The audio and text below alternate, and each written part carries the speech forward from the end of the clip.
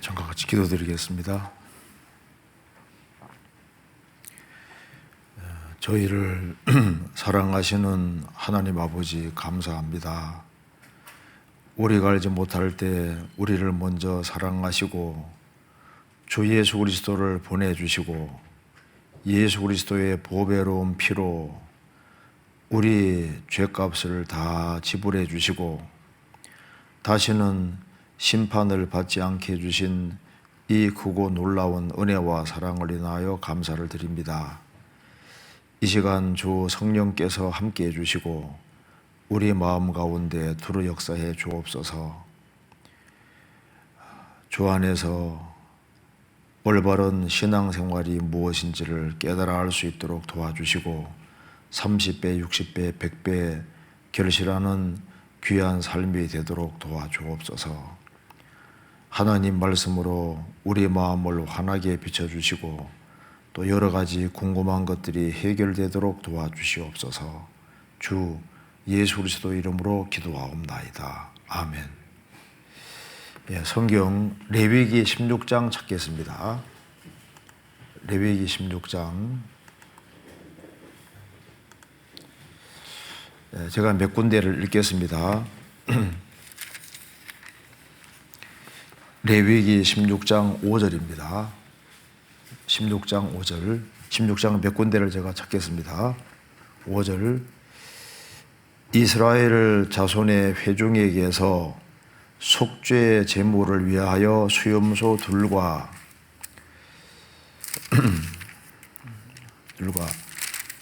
번제물을 위하여 수양 하나를 취할지니라. 그 다음에 6절 7절입니다.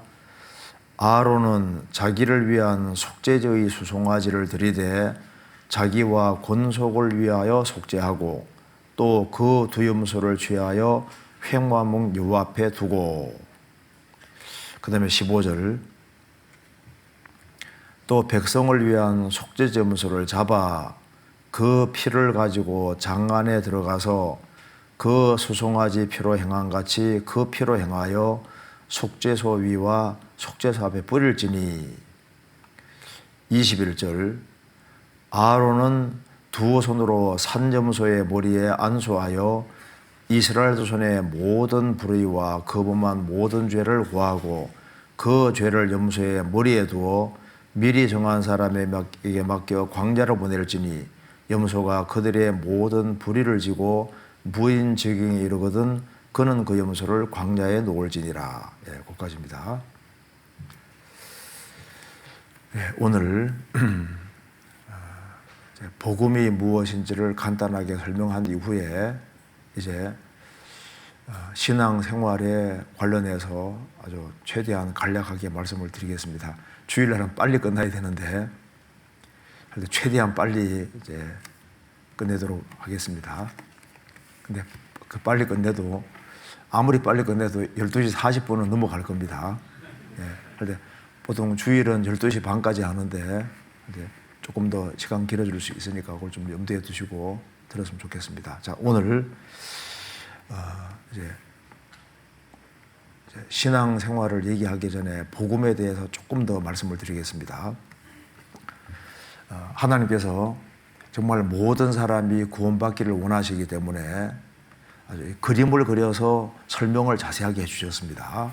그래서 구약시대 때는 이스라엘 백성들이 하나님 앞에서 죄를 사함받을 수 있는 길을 주셨습니다. 그게 바로 성막제도고 이스라엘은 1년 동안 짓는 죄를 하루에 사함받는 날이 있었습니다. 그날은 이스라엘에게서 최고 행복하고 정말 1년 동안 지은 죄를 하루에 사함받으니까 얼마나 좋겠어요. 그래서 이제 그걸 조금 이해를 하면은 예수님이 하신 것을 좀 더 확실히 이해할 수 있을 겁니다. 어제 간단하게 말씀드렸는데 이거 한번 보시겠습니다. 자, 이스라엘은 매년 7월 10일이 대속죄일입니다. 그래 크게 죄를 사함받는 날이다. 1년 동안 지은 죄를 사함받는 날입니다. 이때 이제 성막에서 제사를 드리는데요. 제가 다시 한번 읽어보겠습니다.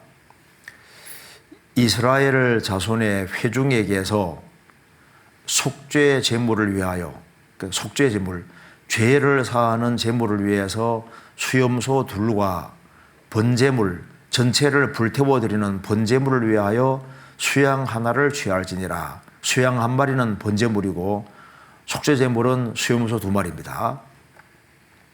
그리고 아론은 이 당시에 이 제사를 집행하는 사람이 아론인데 모세 형이고 대제사장입니다.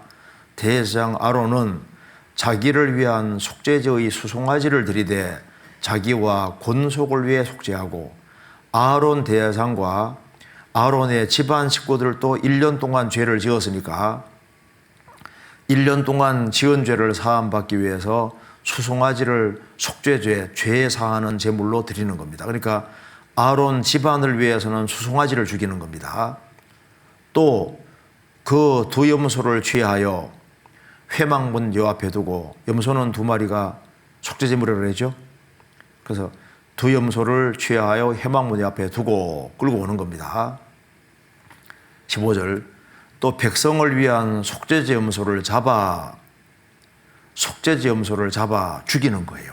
죽여서 그 피를 가지고, 염소 피를 가지고 장 안에, 커튼 안에 들어가서 그 수송아지 피로 행한 같이 그 수송아지를 죽여서 이제 장 안에 들어가서 속죄소에 피를 뿌리는 것처럼 이제 수송아지 피를 먼저 뿌리고 그 다음에 속죄제물소를 잡아서 염소 피를 뿌리는 겁니다. 그래서 그 수송아지 피로 행한 같이 그 염소 피로 행하여 속죄소 위와 속죄소 앞에 뿌릴지니 피를 7번 뿌리는 겁니다.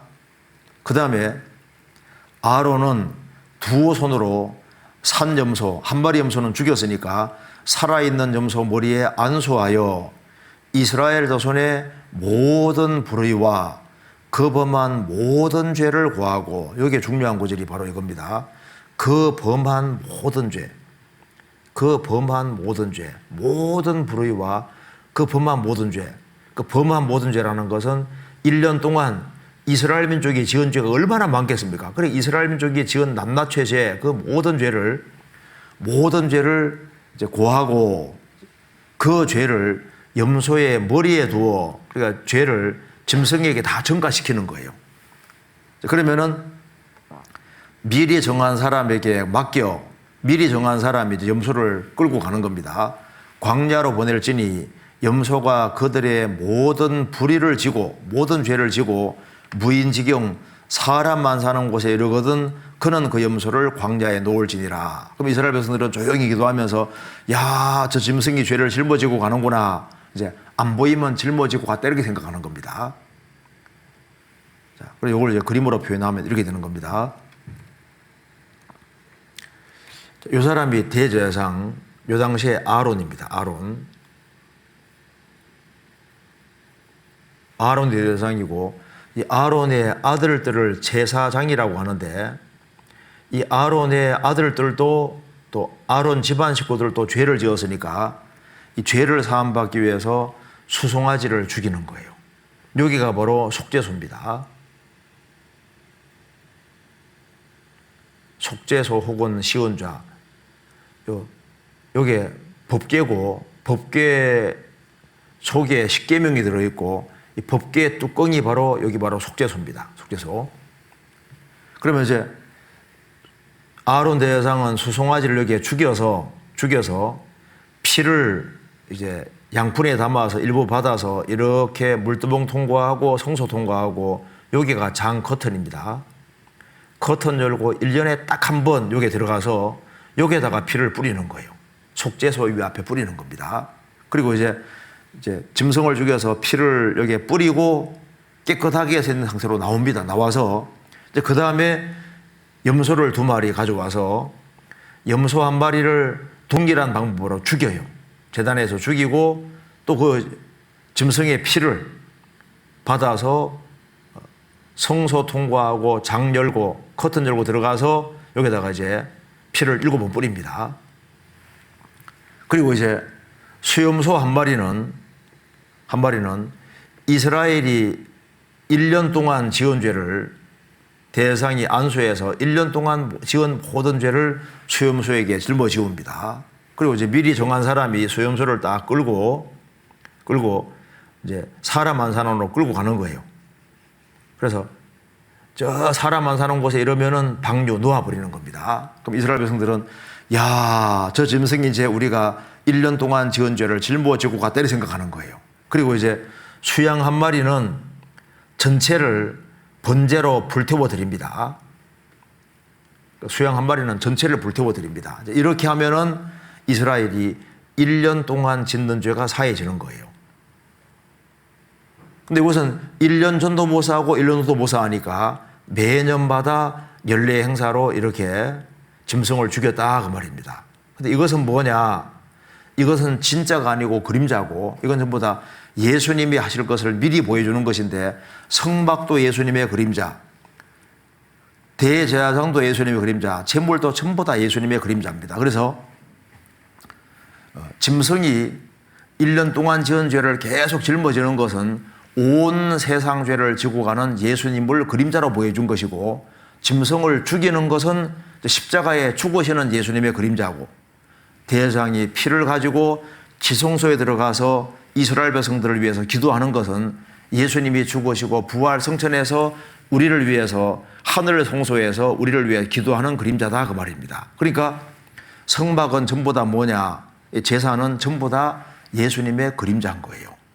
그래서 이것을 매년마다 하게 했던 겁니다. 그래서 이렇게 했다는 거죠. 이제 이렇게 수송아지를 죽여서 이제 피의 일부를 담아서 제단에서 죽여서 피의 일부를 가지고, 여기가 바로 지성소 안에 법궤입니다. 요 속에 십계명이 들어있고, 요 뚜껑이 바로 속죄소인데 여기다가 피를 뿌리는 거예요. 빨간 거 보이죠?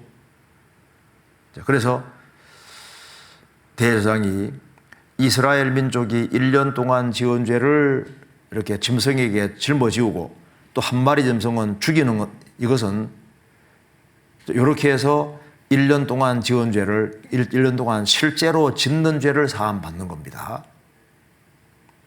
그래서 짐승을 죽이고 또 그날부터 짓는 죄는 또 기다려야 돼요. 또 죽이고 이렇게 했다고 말입니다. 그래서 이것은 뭐냐? 전부 다 예수님의 그림자라고 했습니다. 그러므로 세상에 임하실 때 가라사대 하나님이 제사와 예물을 원치 아니하시고 그 짐승 폐제사를 원치 않으시고 오직 나를 위하여 한 몸을 예비하셨도다, 미리 준비하셨도다. 한 몸이 누굽니까? 예수님을 주님이 딱 준비하신 거예요. 저는 대학에 들어올 때까지 교회당을 한 번도 가본 적이 없었습니다. 그런데 이제 대학에 올라왔는데 대학교 1학년 때는 기숙사 생활을 할 수 있었습니다. 기숙사. 그래서 이제 하필이면은 같은 방 쓰는 친구가 제가 그 관악사 그 기숙사 그 아동 410호에 이렇게 있었는데 여기 너무 구체적으로 얘기를 하는 것 같다. 근데 같은 방 쓰는 친구가 이게 이제 모태 교인인 거예요. 그래서 제가 이제 저는 뭐 저희 집은 원래 기독교하고는 전혀 관계가 없고, 그래서니까 교회를 한 번도 가본 적이 없었으니까 이제 관찰을 하게 되잖아요.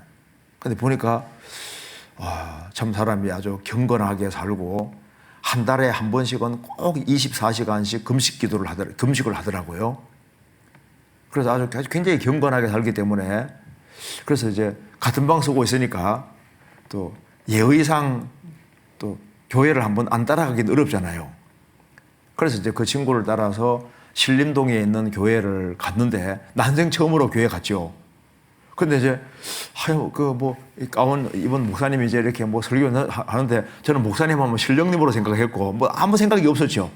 그래서 사람들이 주여 하는데, 영 이상해요. 그래서 제가 한 번 가보고, 또 한 번인가 가보고, 제가 얘기했습니다. 나는 교회는 못 가겠다. 내하고 좀 안 맞는 것 같아. 그래서 이제 교회에 가는 것을 포기를 했는데, 그럴 즈음인데, 이 맞은편 방에 있는 친구가 제게 잘 대해주면서 이제 성경을 좀 배워보자고 하는 거예요. 그래서 성경 배우는 건 나쁘지 않지. 왜? 세계에서 제일 많이 팔리는 책이니까. 그래서 이제 그 친구를 따라서 이제 교회에 가자고 그랬으면 벌써 이제 2번 갔다 왔으니까 안 갈 텐데, 성경을 한번 배워보자 그래서 성경 배우는 건 나쁘지 않지. 그렇게 해서 이제 성경을 배우러 갔는데, 그때 교회당 옥상에서 어떤 한 사람이 제게 성경을 가르쳐 줬습니다. 그 당시에 이제 목사님이 아니고 청년회 회장인데, 청년회를 이르다 하는 청년회 회장인데, 제게 이제 성경이 하나님 말씀이라고 하며 설명을 해주는 거예요.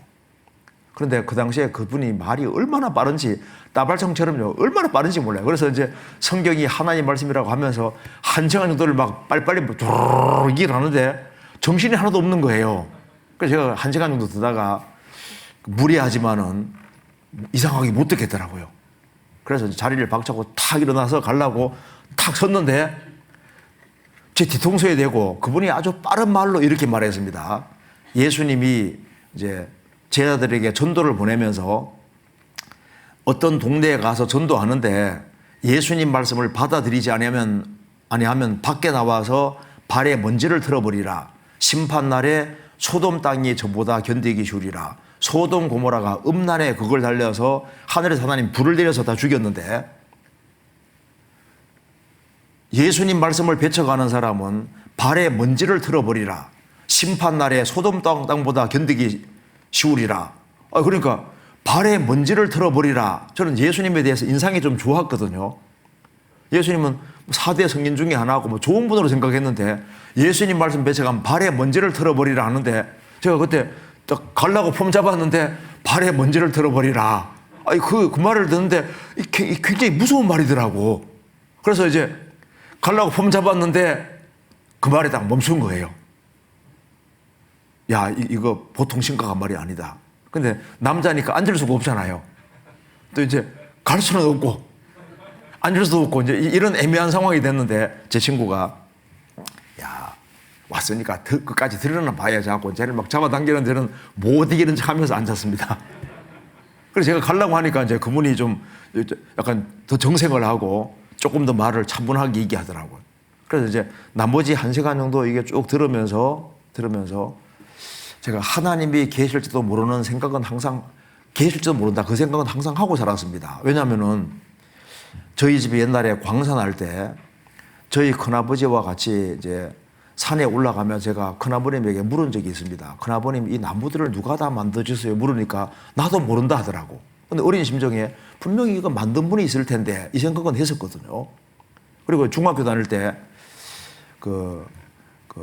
이제 과학 시간에 그 당시에 현미경이 굉장히 귀했습니다. 그래서 이제 학생들을 쫙 세워놓고 개구리 물갈퀴 있지 않습니까? 개구리, 살아있는 개구리 이제 현미경 밑에 딱 넣어놓고 물갈퀴를 한 번씩 다 보게 했거든요. 그래서 줄 쫙 서가지고 이제 현미경을 한 번씩 들여다보는데, 제 차례가 돼가지고 제가 현미경으로 딱 개구리 물갈퀴 보는데 피가 이제 모세혈관 속에 피가 이제 지나가는데 얼마나 빨리 지나가는지요. 와, 제가 그거 보고 굉장히 놀랬거든요.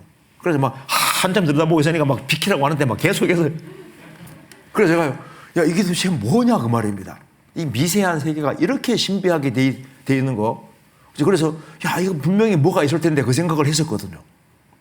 근데 이제 고등학교 다닐 때 화학 시간에 제가 멘델레프의 원세 주기율표, 제가 그걸 보면서 야, 이거 큰일 났다 싶더라고. 왜?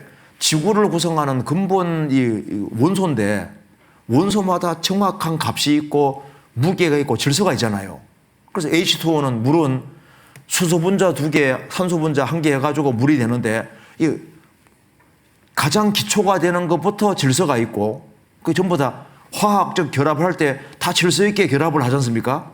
그래, 이거는 우연이면 이렇게 될 수 없잖아요. 그러니까 제가 틀림없이 이 지구의 기초가 이게 원소인데, 이 원소 조합으로 모든 게 되는 거니까 이 기초를 구성하는 누군가가 분명히 있을 거라고 생각은 들어가는데, 제가 하나님에 대해 배운 적이 한 번도 없으니까 분명히 뭔가가 있는데, 누군가가 있는데 모르겠는 거예요. 이제 그런데 대학에 올라와서 이제 성경을 딱 2시간을 이제 배우면서 제가 하나님이 계실지도 모른다 그 생각은 했는데, 성경을 딱 배우니까 야, 이게 하나님 말씀인 것이 맞는 거예요. 성경이 역사라는 것을 쭉 설명을 들으면서 보니까 틀림없는 이게 사실이더라고. 그래서 제가 2시간을 딱 배우고 이제 기숙사로 가면서 야, 이거 하나님이 계시는 것이 맞겠다. 그 생각이 들어가는 동시에 하나님이 계시면 나는 지옥 가는데 그 생각이 들어가는 거예요. 그래서 이제 그 다음에 또 가서 이제 성경을 배우고 성경을 자꾸 이제 한두 번씩 배우다 보니까 이거 더 심각해지는 겁니다.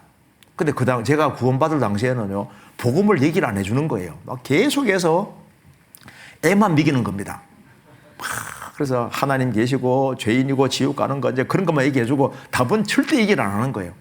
애만 그렇게 먹이는 겁니다. 그래서 제가 이제 어느 날 친구에게 말합니다. 너 답을 알지? 답을 안 돼요. 좀 답 좀 알려주라니까 안 알려주는 거예요. 그래서 말하기를 찬송가에 답이 다 있어 하는 거예요.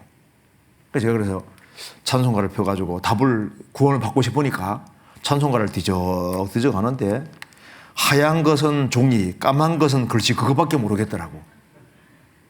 그래서 제가 모르겠다 그러니까 친구가 말합니다. 답이 거기에 있는데 하면서 양만 자꾸 올리는 거예요. 그래서 어느 날 답을 알려주겠대요. 그래서 마태복음 1장에 답이 나와 있대요. 마태복음 1장에. 그래서 제가 구원받고 싶어서 마태복음 1장을 딱 펴가지고 읽어보니까 아브라함과 다윗 자손 예수 그리스도의 세계라. 아브라함이 이삭을 낳고 이삭이 야곱을 낳고 낳고 예수를 낳으니라. 이렇게 돼 있거든요. 이름만 잔뜩 있는 다윗하고 하니까 알 수가 있어야죠. 그러니까 그 결론은 예수인데 그럼 그 예수님인데 이거 나보고 어떻게 하라는 소리냐 그 말입니다. 그 답이 있다고 하는데 이해가 안 되더라고. 그래서 제가 모르겠다고 하니까 그 다음에 정말 얘기합니다. 답이 요한복음 1장에 나와 있답니다. 찾아봅시다. 제가 이렇게 구원받았습니다. 요한복음 1장 한번 봐봐요. 요한복음 1장에 이제 답이 있다고 딱 힌트를 주니까 1장을 펴가지고 보니까 세상의 1장이 얼마나 긴지 몰라요. 무려 51절까지 있는 거예요. 그래서 이제 1장에 답이 있다고 하니까 눈에 불을 켜고 자세하게 읽어보는데 아무리 읽어도 모르겠는 거예요. 그 친구가 말합니다. 옛날에 새로 성경인데요. 새로 성경인데 이쪽 편에 말고 이쪽 편에 있다 하고 딱 힌트 주는 거예요. 그래서 이쪽 장 말고 이쪽 장에 있다 알려주니까 그래 해가지고 이제 한 페이지로 줄었지 않습니까? 그래서 이제 한 페이지로 줄었으니까 이제 앞쪽 장 말고 뒤쪽 장에 있다 그랬으니까 뒤쪽을 막 열심히 읽는데 모르겠더라고. 모르겠다 하니까 친구가 말하면 답이 그 페이지에 밑에 말고 위쪽에 있다고 힌트 줍니다. 그래서 4분의 1 줄어들었잖아요. 그래도 모르겠는 거예요. 그리고 그 한 중간 정도 있는데 말해도 모르겠더라고. 그래서 제가 구원받는 것을 포기했습니다. 그래서 이제 교회 가자면 안 갔지요. 버텼죠. 그러다가 그래서 제 친구가 제가 구원받기를 원하는 것이 마음이 있는 걸 알고 목사님 댁에 이제 데려갔는데 저는 그 당시에 저희 아버지가 군인이었기 때문에 군인으로 있다가 제대하신 분이기 때문에 우리 아버지가 굉장히 무서웠거든요. 그래서 막 위아래가 막 이게 너무 철저해가지고 저는 목사님에게 이제 가자 그러니까 그렇게 부담스러운 거예요. 내가 목사님 앞에 어떻게 가냐 그 말입니다. 그런데 이제 그래도 지옥 가는 것보다 나으니까 이제 목사님 댁에 이제 찾아갔네요. 찾아갔는데 그날따라 막 손님이 너무 많은 거예요. 그래서 이제 제가 오니까 한 10분 정도 얘기를 해주더라고요. 10분 정도 얘기해주고 가라고 하더라고요. 저는 구원받으려고 결심하고 갔는데 10분 얘기하고 딱 가니까 저는 그 당시에 나는 인상도 고약하고 구원받고 틀렸기 때문에 목사님 그냥 돌려보는데 이렇게 생각하니까 목사님 만나고 오니까 더 절망이 되는 거예요. 그래서 친구가 답도 안 알려주고 그래서 이제 포기를 하고 이제 살았는데 그런데 이제 그러다가 이제 1983년도 9월 25일이 됐습니다. 제가 이제 그날 주일날 아침 일찍 이제 바둑을 두고 있었거든요. 그 당시 한 3급은 됐습니다. 바둑을 두고 있었는데 친구가 와서 야, 이제 오늘 가면 구원받을 것 같아. 목사님하고 약속도 다 해놨대요. 그래서 진짜냐? 받을 수 정말 있겠냐? 하니까 받을 수 이제 준비 다 됐대요. 그래? 그럼 구원받아야지 하고 그래서 다 뒤로 하고 이제 갔네요. 가서 이제 주일날 말씀을 듣는데 도대체 무슨 말인지 모르겠더라고. 그래서 오후 4시경에 이제 목사님을 모시고 왔습니다. 목사님이 이제 저에게 묻습니다. 하나님 계신 거 믿어지십니까? 예, 하나님 계시죠. 지금 어디 가네요? 저는 지옥 갑니다. 그랬죠. 그러니까 목사님 그러니까 두 말 하지 않고 요한복음 1장 29절을 딱 폈습니다.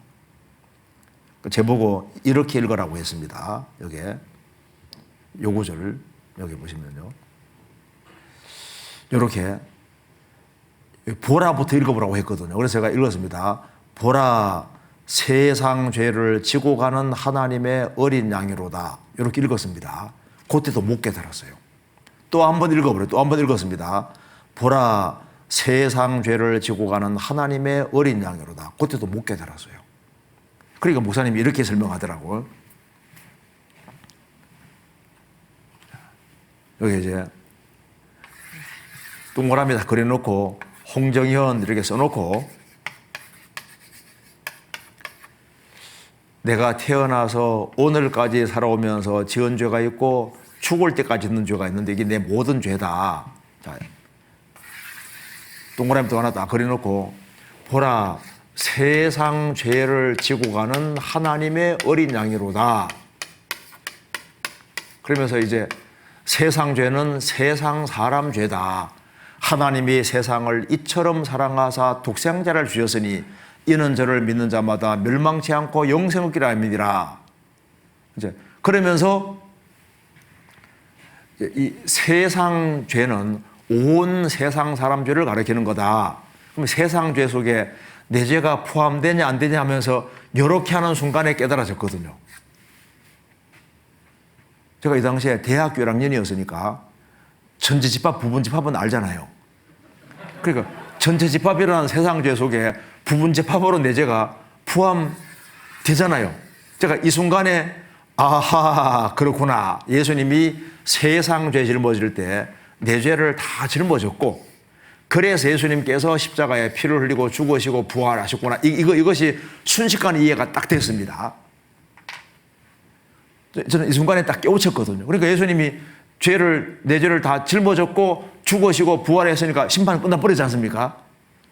그런데 이제 저는 그 순간에 딱 깨우쳤는데 목사님은 그때부터 시작해서 2시간을 말씀하는 거예요. 그래서 제가요, 이제 더 이상 안 들어도 되겠는데 2시간 얘기하는데 저는 그 뒤에 들은 기억이 거의 없거든요. 이거 빨리 끝났으면 좋겠다 그 생각밖에 없는 거예요. 그래서 이제 말씀이 다 끝나고 난 다음에 교회당 문을 딱 나서는데 너무 감사하더라고요. 야, 나는 주님 위해서 한 것이 아무것도 없는데 주님은 나를 사랑하셔서 세상에 오셔서 내 죄를 다 짊어지고 피를 흘림으로 죄를 다 처리하셨으니 이게 얼마나 감사한 일이냐 그 말입니다. 그래서 이제 너무 기쁜 마음을 가지고서 이제 기숙사에 와서 같은 방 쓰고 있는 모태교인 친구에게 제가 말했습니다. 나는 오늘 구원받았다. 죄짐을 완전히 다 벗었고 천국 가게 됐다고 너무 좋아라고 하니까 친구가 말합니다. 그런 말 하면 안 된대요. 죄는 한꺼번에 다 사함받는 게 아니라 믿는 순간까지만 사함받고 날마다 짓는 죄는 회개 자복에 선당하는 거라고. 그래서 아니야. 주님이 예수님 피가 내 죄를 영원히 처리했다고 제가 얘기 쭉 하고 이렇게 하니까 친구가 못 알아듣는 거예요. 그래서 이 친구가 나보다 더 모르네. 자꾸 얘기하다 보니까 복음을 안 믿고 있는 거예요. 안 믿고. 내보다 더 모르더라고. 그래서요, 이 친구는 뭘 잘 모르네. 그러면서 이제 하루가 지나고 이틀이 지나고 이제 2, 3일 지났는데 자꾸 입이 건질건질해지는 거예요. 가만 생각해 보니까 예수님이 세상 죄를 짊어질 때 가만 생각해 보니까 세상 죄 속에 기숙사에 있는 다른 사람들 죄도 짊어졌을까 안 짊어졌을까요? 내 죄만 짊어진 게 아니잖아요. 그래서 이거 죄를 몽땅 짊어졌는데 이 기쁜 소식을 전해줘야 되겠다 그 생각이 자꾸 올라오는 겁니다. 그래서 제가 용감해졌습니다. 성경 구절 하나는 확실히 알잖아요. 보라 세상 죄를 지고 가는 하나님의 어린 양이로다. 그거 하나가 확실하니까 그래서 이제 재수 한번 두드립니다. 시간 날 때마다 성경 좀 배워봅시다 하고 눈 밀고 들어가는 거예요. 그러면은 이제 막 제가 설명을 쭉 하면요, 이제 질문을 하잖아요. 질문하면 제가 알아요, 몰라요? 모르잖아요. 아는 건 이거 하나밖에 없는데. 그러니까 질문을 하니까 답을 못 하겠더라고. 그래서 잠깐 기다리라고. 그래서 이제 얼른 이제 시간 날 때 이제 교회 가서 있지 않습니까? 다 물어가지고 답을 알아가지고 이제 또 설명해주고 또 이제 물어 설명해주고 이렇게 하다 보니까 조금 시간 지나니까 설명을 좀 잘 하겠더라고요. 그래서 이제 한 2달 정도 지났는데 방학이 딱 다가오는 거예요. 방학이 오니까 야, 우리 아버지 어머니 죄도 예수님이 다 짊어졌고 내 형제지간 죄도 다 짊어졌고 그렇죠. 우리 동네 사람들 죄도 다 짊어졌는데 이걸 빨리 알려줘야겠다 그 생각이 올라오잖아요. 그래서 이제 방학이 되면 우리 동네를 다 복음화 시켜야 되겠다. 이렇게 쉬운 거 이거 뭐 몽땅 이거 뭐 믿게 하기가 아주 쉽겠다고 생각이 들어가서 이제 딱 준비를 해가지고 방학이 오기를 간절히 기다렸는데 마침내 방학이 9월 25일에 제가 거듭났으니까 9월 25일, 10월 25일, 11월 이제 금방 방학이잖아요. 그래서 방학이 딱 되자마자 모텔에 가가지고 이제 우리 강원도 전도하러 가야 되니까 이제 청량에 기차를 딱 탔는데 기차를 타고 나니까 또 기차에 탄 사람을 위해서도 예수님 죽었습니까? 안 죽었습니까? 또 불쌍하니까 그냥 둘 수 없잖아요. 그래서 이제 열심히 전도하면서 갑니다. 그래서 이제 집에 이제 딱 도착을 해가지고 제가 저희 어머니 아버지에게 인사드리고 나왔는데 왜 어머니 아버지 제가 중요한 소식을 가져왔습니다. 좀 들어보셔야 되겠습니다. 그러니까 저희 아버지가 얘기해봐 하더라고. 그래서 어머니 아버지 딱 모셔놓고 이제 예수 믿는 도리에 대해서 이제 제가 설명을 쫙 하니까 저희 아버지는 중간 정도 듣다가 아주 화를 팍 내면서요. 이놈의 자식을 대학 보내놨더니만 예수에 미쳐왔다고 하면서 픽 나가시는 거예요. 저희 어머니는 저를 보더니만 야, 너 입 터진 건 잘 됐다. 입이 터진 건 잘 됐다. 그런데 너 제발 내가 너 믿는 건 내가 인정해 줄게. 너의 믿는 건 인정해 주는데 너 제발 네 혼자만 믿고 제발 다른 사람에게 이거 얘기하지 말아래. 신신당부를 하는 거예요. 저희 어머니가. 그래서 저희 어머니 아버지에게 전도하려고 했는데 이게 보니까 이게 안 되더라고. 그래서 이제 일단 내 남동생이지 않습니까? 남동생들은 밥이잖아요, 밥. 네, 나는 형이니까 동생들 일로 와 해가지고 있지 않습니까? 붙잡아 놓고 강제로 상담을 해가지고 대충 구원시켰어요. 대충 구원. 이제 그리고 이제 저희 집에 이제 손님들이 많이 오니까 이제 오는 사람에게 막 계속 성경을 이제 얘기를 하는데 그러다 보니까 주일이 딱 다가오더라고. 근데 우리 동네는 교회가 없거든요. 교회당이 하나도 없는 거예요. 그래서 제가 동생들 둘에게 야, 교회당 찾아봐 하니까 이제 동생들이 제가 고사리 살고 있었으니까 저 하고사리 동네에 은총교회 교회가 하나 있다는 거예요. 그럼 우리가 주일날은 거기 가는 거다. 그래서 이제 주일날 딱 되니까 이제 아침 일찍 동생들을 데리고 이제 대충 구원시켜가지고 동생들을 데리고 이제 그 교회를 간 거예요. 가서 이제 먼저 교인부터 검사해봐야 될 거 아니에요. 제대로 믿고 있는지. 근데 얘기해보니까 하나같이 맹탕인 거예요. 뭐 아무것도 모르는 거예요. 그래서 제가 설교를 듣는데 막 속이 막 얼마나 막 이제 분이 나고 화가 나는지. 아니 저 성경 에베소서 펴놓고 막 자기 자랑만 실컷 하면서 있지 않습니까? 이거 보니까 속이 너무 답답해가지고 이제 목사님 댁에 가가지고 교인들 같이 있는 자리에 제가 물었습니다. 목사님, 제가 설교 들어보니까 영 아니던데 아니 목사님 거듭나셨습니까? 구원 받았습니까? 하니까 이제 거듭나려고 지금 노력하고 있대요. 구원받으러 노력하고 있대요. 목사님 그게 아닙니다 하고 제가 이제 설명을 목사님에게 쫙 하니까 목사님 좋아해요, 안 좋아해요? 안 좋아하죠. 너 다음부터 나오지 마 하더라고. 그래가지고 이제 딱 거기에 못 가게 된 거예요. 그래서 이제 전도하다 보니까 아니 이제 또 주일날이 다가오잖아요. 다가오니까 그 주일날은 그래도 교회는 가야지 하니까 이제 동생에게 또 찾아봐 하니까 저 점리 쪽에 또 교회가 하나 있다는 거예요. 우리 주일날은 저기 가는 거다. 그래서 이제 설치면 안 되니까 설치면 쫓겨나니까 이제 가서 이제 조용히 앉아가지고 이제 말씀을 한 주 듣고 그 다음 주 듣고 하는데 속에서 저래가지고 어떻게 사람이 구원받겠다 싶으니까 조금 이제 친해지면서 전도사님, 그래가지고 사람이 어떻게 구원받겠습니까? 내가 한번 해볼 테니까 목사님 좀 시간 좀 내주세요. 내가 한 3일간만 내가 한번 식구들 끌어모아서 내가 해볼게요 하니까 그럼 해봐 하더라고.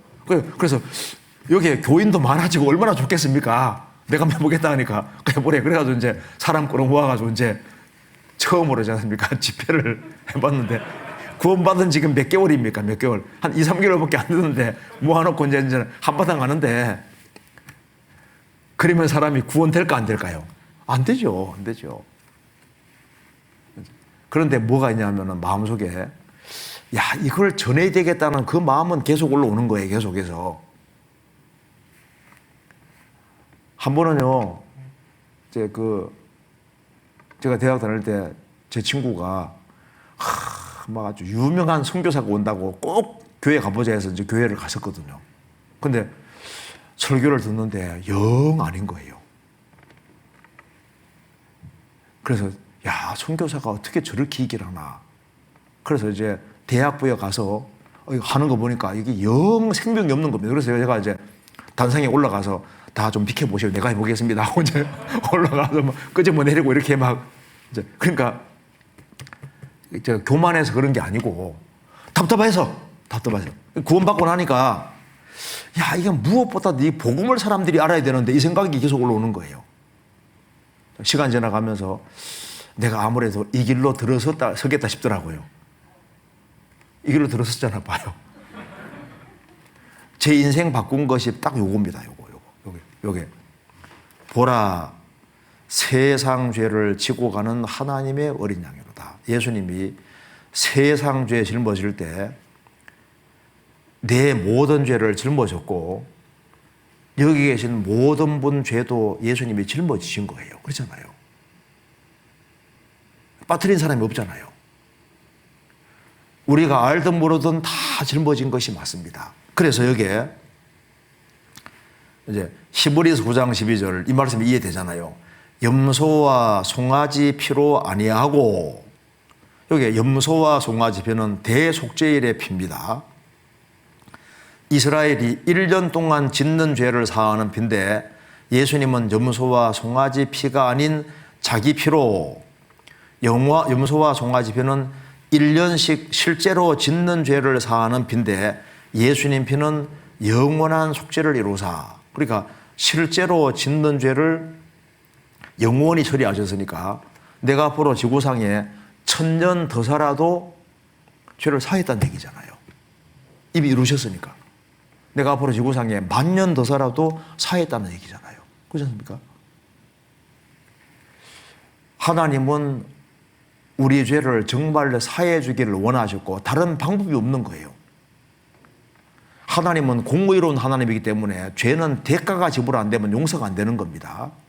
그래서 예수님 보내서 정말 내 모든 죄를 다 짊어지우고 예수님에게 심판을 내리셔서 피로써 죄값을 과거, 현재, 미래 모든 죄값을 영원히 지불해서 죄에서 정말 해방시켜 놓으신 겁니다.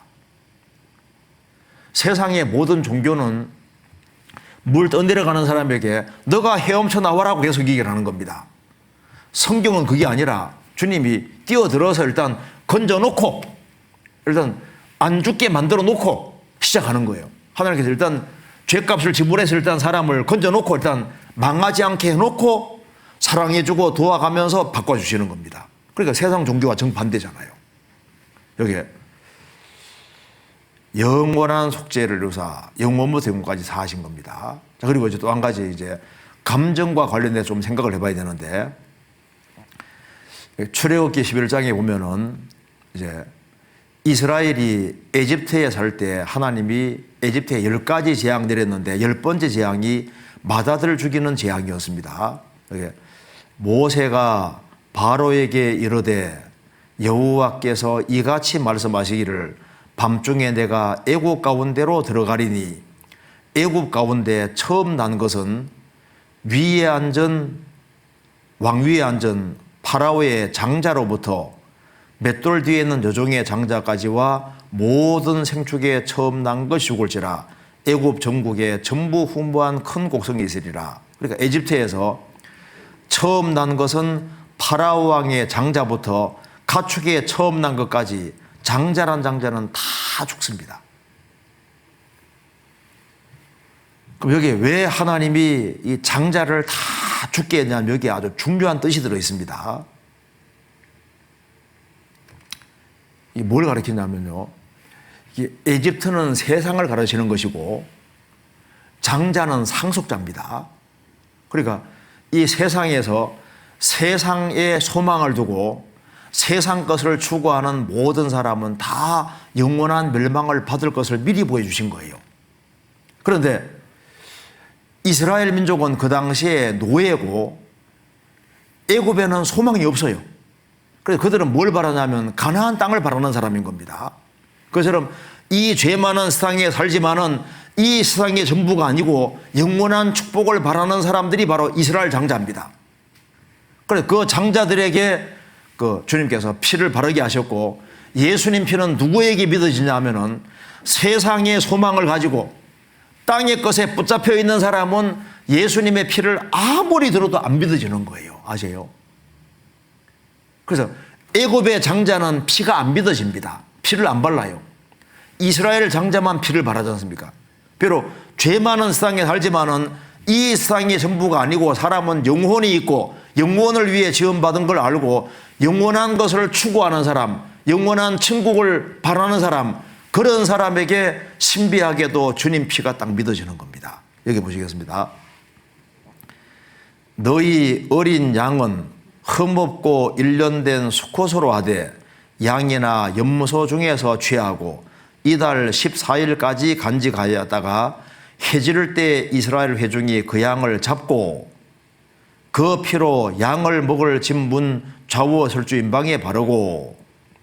이스라엘은 6월절 날 양이나 염소를 죽이는데 반드시 해질 때 딱 죽입니다. 이 해질 때가, 우리는 해질 때가 보통 오후 6시 생각하는데 이스라엘은 해질 때가 다릅니다. 이스라엘은 오후 6시가 되면 하루 시작이에요. 이스라엘은 우리하고 시간 계산이 다릅니다.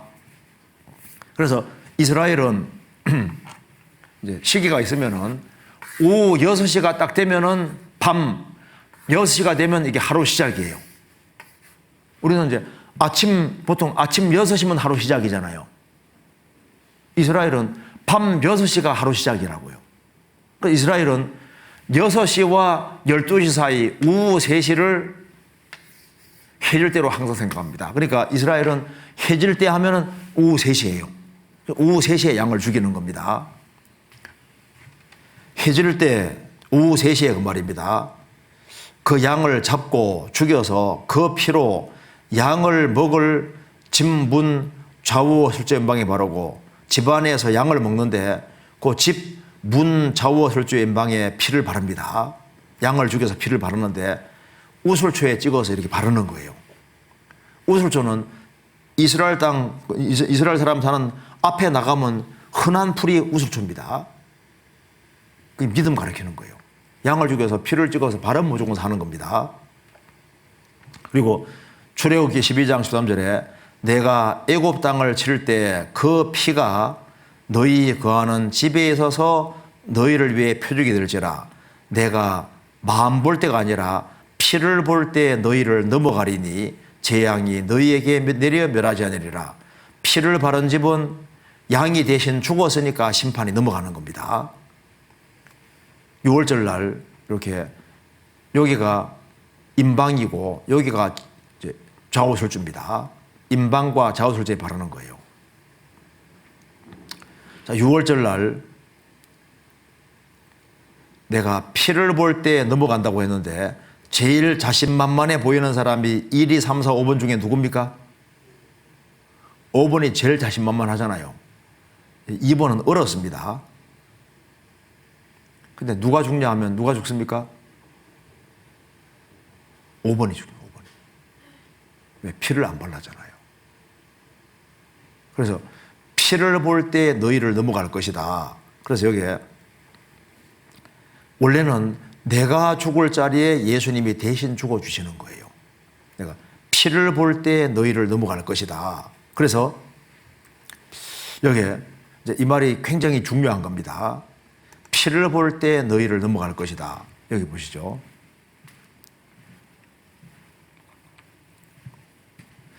이스라엘에 2만 3천 명 이상의 장자가 있었는데 2만 3천 명 이상의 장자가 있는데 그러니까 양이 2만 3천 마리 이상 죽어야 되는 겁니다. 그런데 2만 3천 명 장자 중에서 죄가 제일 많은 장자도 있었을 겁니다. 그러면 6월절 날 양의 피를 바르는데 이 가장 죄 많은 장자도 양의 피를 바릅니다. 이렇게 바닥에는 안 바릅니다. 밟으면 안 되니까. 그래서 장자가 여기 딱 있는데요. 죽음의 수사가 내려와서 에집트 장자를 다 죽이니까 에집트 집집마다 비명소리 나는데 이 가장 죄 많은 장자에게도 죽음 사자가 찾아왔습니다. 그래서 이제 딱 죽이려고 하는데 죽일 수가 없어요. 왜? 양이 대신 죽었으니까. 그래서 양이 대신 죽었기 때문에 이 장자에게는 심판이 딱 지나가는 겁니다. 그래서 성경이 말씀하기를 이 6월절 양이 누구냐? 바로 성경에서 예수님이라고 말씀을 하고 있습니다. 그래서 우리의 6월절 양 곧 그리스도께서 희생이 되셨느니라. 그러니까 6월절 양은 오후 3시에 죽이는 것처럼 예수님도 오후 3시에 죽으셨고, 그래서 이 장자가 죄가 아무리 많아도 양이 대신 죽었으면은 심판은 넘어가게 되는 겁니다. 이 사람의 마음 보고 넘어가는 것이 아니라, 이 사람 마음 이뻐서 넘어가는 게 아니라, 이 사람 대신 양이 죽었기 때문에 심판은 넘어가는 것처럼 주님은 대신 죽었냐 안 죽었냐 여기에 관심이 있으신 거예요. 그래서 이 장자도 죽고 양도 죽고 장자도 죽으면은 양은 헛되게 죽은 거예요. 예수님은 정말 내 대신 죽으셨기 때문에 내게는 심판이 넘어가게 되는 겁니다. 여기에 양이 대신 죽는 것처럼 예수님이 정말 내 대신 죽어주셨습니다. 여기. 자, 여기 보시면요.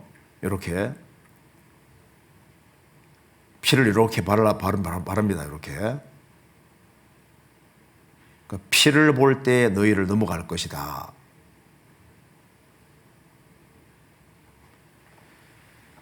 여기 뭘 가르치냐면은 우리의 6월절 양 곧 그리스도께서 희생이 되셨느니라.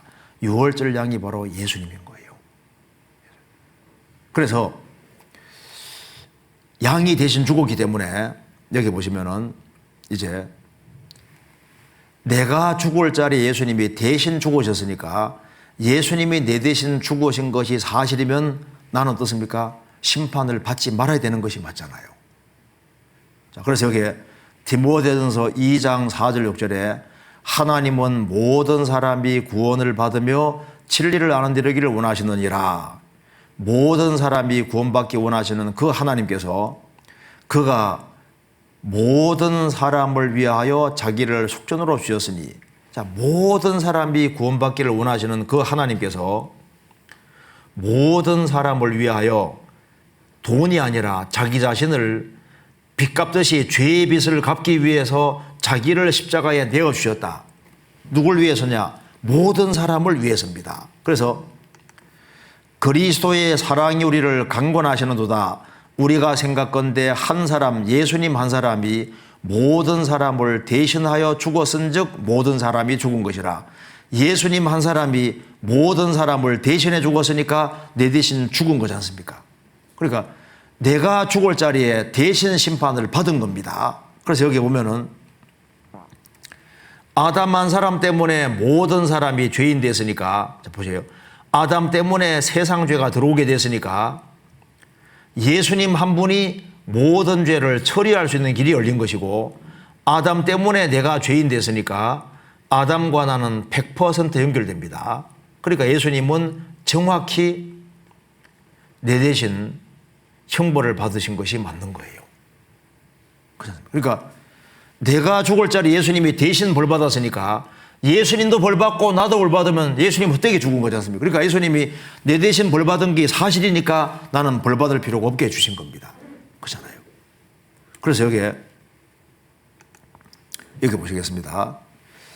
자, 이 사람이 사형수입니다. 판사가 너는 사형이다. 사형 판결을 내렸습니다. 그런데 법에 대신 죽으면 된다는 법이 있다고 해봅시다. 지금은 그런 법이 없지만은요, 대신 죽어야 된다는 법이 있으면은 이 사람 살려면은 누가 대신 죽어줘야 돼요. 그래서 이제 이 사람 사랑하는 아버지 나섰습니다. 판사님, 법에 따라서 이제 나를 대신 처형시켜 주시고 아들을 살려주십시오 하니까 왜 이런 사람을 위해 죽어주려고 하는 겁니까? 내 사랑하는 아들입니다. 그래서 판사가 법에 따라서 아버지를 대신 처형을 시키고, 그리고 판사는 아들에게 사면령 내려줬습니다. 자, 그러면 사면령을 합법적으로 사면령을 받았으면은 이 사면령 받은 아들은 기뻐도 나오죠. 슬퍼도 나오죠. 답답해도 나오죠. 자기 지은 죄가 생각나도 나오고 마음이 너무 괴로워도 나오죠. 자, 판사가 이 죄수를 놓아주는 근거는 이 사람 마음이 이뻐서 그런 겁니까? 아버지가 대신 죽었다는 합법적인 사실 때문입니까? 사실 때문이잖아요. 자기는 죄 때문에 괴로워해도 판사는 이 아버지가 대신 죽은 걸 통해서 보기 때문에 항상 죄 없게 본다고 말입니다. 그렇죠? 그것처럼 내가 형벌을 받아야 될 자리에 예수님이 십자가로 대신 형벌을 받으셨고, 그래서 합법적으로 예수님이 대신 형벌을 받았기 때문에 그 예수님의 형벌 받고 예수님이 내 대신 피를 흘려준 이 분명한 사실 때문에 하나님께서는 나를 해방시켜 주시고, 나는 내 죄가 생각이 나고 내 죄 때문에 괴롭고 그렇게 한다 할지라도 판사는 아버지 통해 보는 것처럼 하나님께서는 십자가 통해서 나를 보시기 때문에 항상 나를 어떻게 보십니까? 죄 하나도 없는 거로 보시는 거예요. 왜? 대신 형벌 받았으니까. 그래서 중요한 것은 마음이 어떠냐가 중요한 게 아니라 이게 대신 죽은 것이 사실이냐 아니냐가 중요한 거다 그 말입니다. 그렇죠? 예수님이 대신 형벌 받은 것이 사실이니까, 즉 양이 대신 죽은 것이 사실이면은 이 장자는 안 죽는 거예요. 예수님이 내 대신 죽은 것이 확실하면은 나는 심판 안 받는 겁니다. 그래서 양이 대신 죽었으면은 이 장자는 죄가 많이 있을지라도 이 장자가 죽을 자리에 양이 대신 죽었으니까 이 사람은 자기 지은 죄가 생각이 나도 양이 대신 죽은 명백한 사실이 있기 때문에 심판이 넘어가고, 그래서 23,000명의 장자 중에 한 명도 죽은 장자가 없다 그 말입니다. 다 심판이 넘어간 거예요. 그렇죠? 내게 심판이 넘어가는 근거는 예수님이 내 대신 죽었다는 아주 100% 명백한 사실 때문에 심판 넘어가는 거니까 믿음이 뭡니까? 예수님은 정말 내 대신 죽으셨고 내 대신 피를 흘렸고 내 죄를 사했다는 증거로 부활한 이 예수님이 확실한 사실입니다. 그 믿는 그 믿음 있지 않습니까? 그 사실이 확실한 그것 때문에 심판 넘어가는 거예요. 그럼 왜 사람이 지옥 가냐 하면은 예수님이 내 죄를 처리하게 죽었다 해도 그 사실을 안 믿는 거예요. 그러니까 피를 안 받아들이니까 그 사람은 심판받을 수밖에 없게 되는 거라고. 우리는 이걸 다 깨닫고 나면요, 야, 우리 아버지, 어머니, 뭐 형제지간 누구에게든 간에 주님이 죄를 다 용서해 준 이 사실을 믿도록 도와줘서 그걸 받아들이면 어떻게 되는 겁니까? 그 사람 죄에서 해방되고 천국갈 수 있게 되는 거잖아요. 그러니까 이걸 어떻게 안전할 수 있냐 그 말입니다. 자, 여기 보시겠습니다. 그래서 여기에 에베소서 1장 7절에 우리가 그리스도 안에서 그의 은혜의 풍성함을 따라 그의 피로 말미암아 구속 곧 죄사함을 받았으니 그의 피로 말미암아 구속 곧 죄사함을 받았으니 그 피로 죄를 사함 받았습니다. 어떤 사람이 이래요. 주님 피 걸렸으니까 내 죄 사해진 건 맞다. 그런데 왜 이렇게 마음이 답답할까? 구원받는다고 하니까 뭔가 뭐 화끈한 게 확 와닿는 거로 생각하는데 화끈한 것이 100번 있어도 소용없습니다. 화끈한 게 중요한 게 아니에요. 제가 예를 한번 들어보겠습니다. 어떤 집에 아버지하고 아들이 살고 있는데 아버지가 아주 대대 내려오는 아주 중요한 물건이 있습니다. 이게 고려청자라는 건데 이게 아주 아버지가 항상 애지중지하는 거예요. 근데 아버지가 아들에게 너 이거는 절대 건드리지 말라고 하는 겁니다. 이게 너무 비싼 거니까. 근데 이제 아버지가 없는 사이에 아들이 아버지가 항상 귀하기니까 이게 도대체 뭔가 싶어가지고 오지 않습니까? 이제 갖고 놀다가 탁 깨버린 거예요. 아버지가 혼나게 생겼습니다. 고민이 됐습니다. 가출할까 갈 데도 없습니다. 아버지가 얼마나 무서운데요. 그러다 고민하다가 용서빌기로 작정했습니다. 근데 그날따라 아버지가 빨리 안 오시네요. 밤 12시가 돼도 안 오세요. 12시가 좀 넘었는데 아버지가 이제 기분 좋게 들어오십니다. 그래서 어차피 혼나야 되니까 아버지에게 말했습니다. 아버지, 너 왜 안 자고 있냐? 아버지, 어째서 제가 이걸 깨게 됐습니다. 아버지 용서해 주세요. 아버지가 얼마나 화가 나겠습니까? 그런데 아버지가 생각할 때 이 아들은 죄는 저질렀지만은 밤늦게 기다린 것도 기특하고 용서 구하는 것도 기특하니까 아버지가 말합니다. 에이, 이거 뭐 어차피 이건 깨진 거고 용서했다. 빨리 방에 들어가 자라고 했습니다.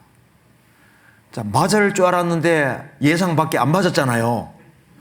그래서 이제 아버지 고맙습니다 하고 이제 방에 들어가 자려고 하는데 이게 떠오르는 거예요. 아이고 비싼 건데 이게 안심이 안 되는 거예요. 다시 봤습니다. 아버지 제가 고려청자 깬 죄를 용서해 주세요. 아버지 말씀합니다. 방금 용서했다고 했잖아. 정말이죠? 걱정하지 말아라고. 아버지 감사합니다 하고 방에 들어가 자려고 하는데 또 떠들어옵니다. 아이고 비싼 건데. 안심이 안 돼요. 다시 왔습니다. 또 왔냐? 또 왔습니다. 아버지 제가 고려청자 깬 죄를 용서해 주세요. 아버지 말씀합니다. 용서했다고 했잖아. 소리 좀 커지죠? 정말이죠? 정말이고 말고 걱정하지 말라고. 아버지 감사합니다 하고 돌아가서 방에 들어가 자려고 하는데 또 떠오릅니다. 아이고 비싼 건데. 얘는 뭘 모릅니까? 자기가 얼마나 잘못 저질렀는지는 알지 않습니까? 근데 아버지 사랑이 얼마나 큰지 그걸 모르는 거예요. 많은 사람들이 자기가 무슨 죄를 지었는지는 알거든요. 그런데 하나님 은혜와 사랑이 얼마나 큰지 그걸 모르는 거예요. 아들이 생각해 봅니다. 우리 아버지는 거짓말은 안 하시잖아. 3번이나 용서했다고 했잖아. 3번이나. 용서해 준 게 사실일 거야. 자, 하나님은 몇 번입니까? 창세기부터 요한계시록까지 구구절절히 죄를 정말 처리한 것이 맞다는 걸 아주 상세하게 설명해 주시잖아요. 아들이 생각해 봅니다. 맞아. 아버지가 용서해 준 건 틀림없어. 확실해. 3번이나 용서했다고 했잖아. 그런데 왜 이렇게 마음이 답답할까? 화끈하고 짜릿하게 해달라고 해야지. 다시 왔습니다. 또 왔냐? 아버지 또 왔습니다.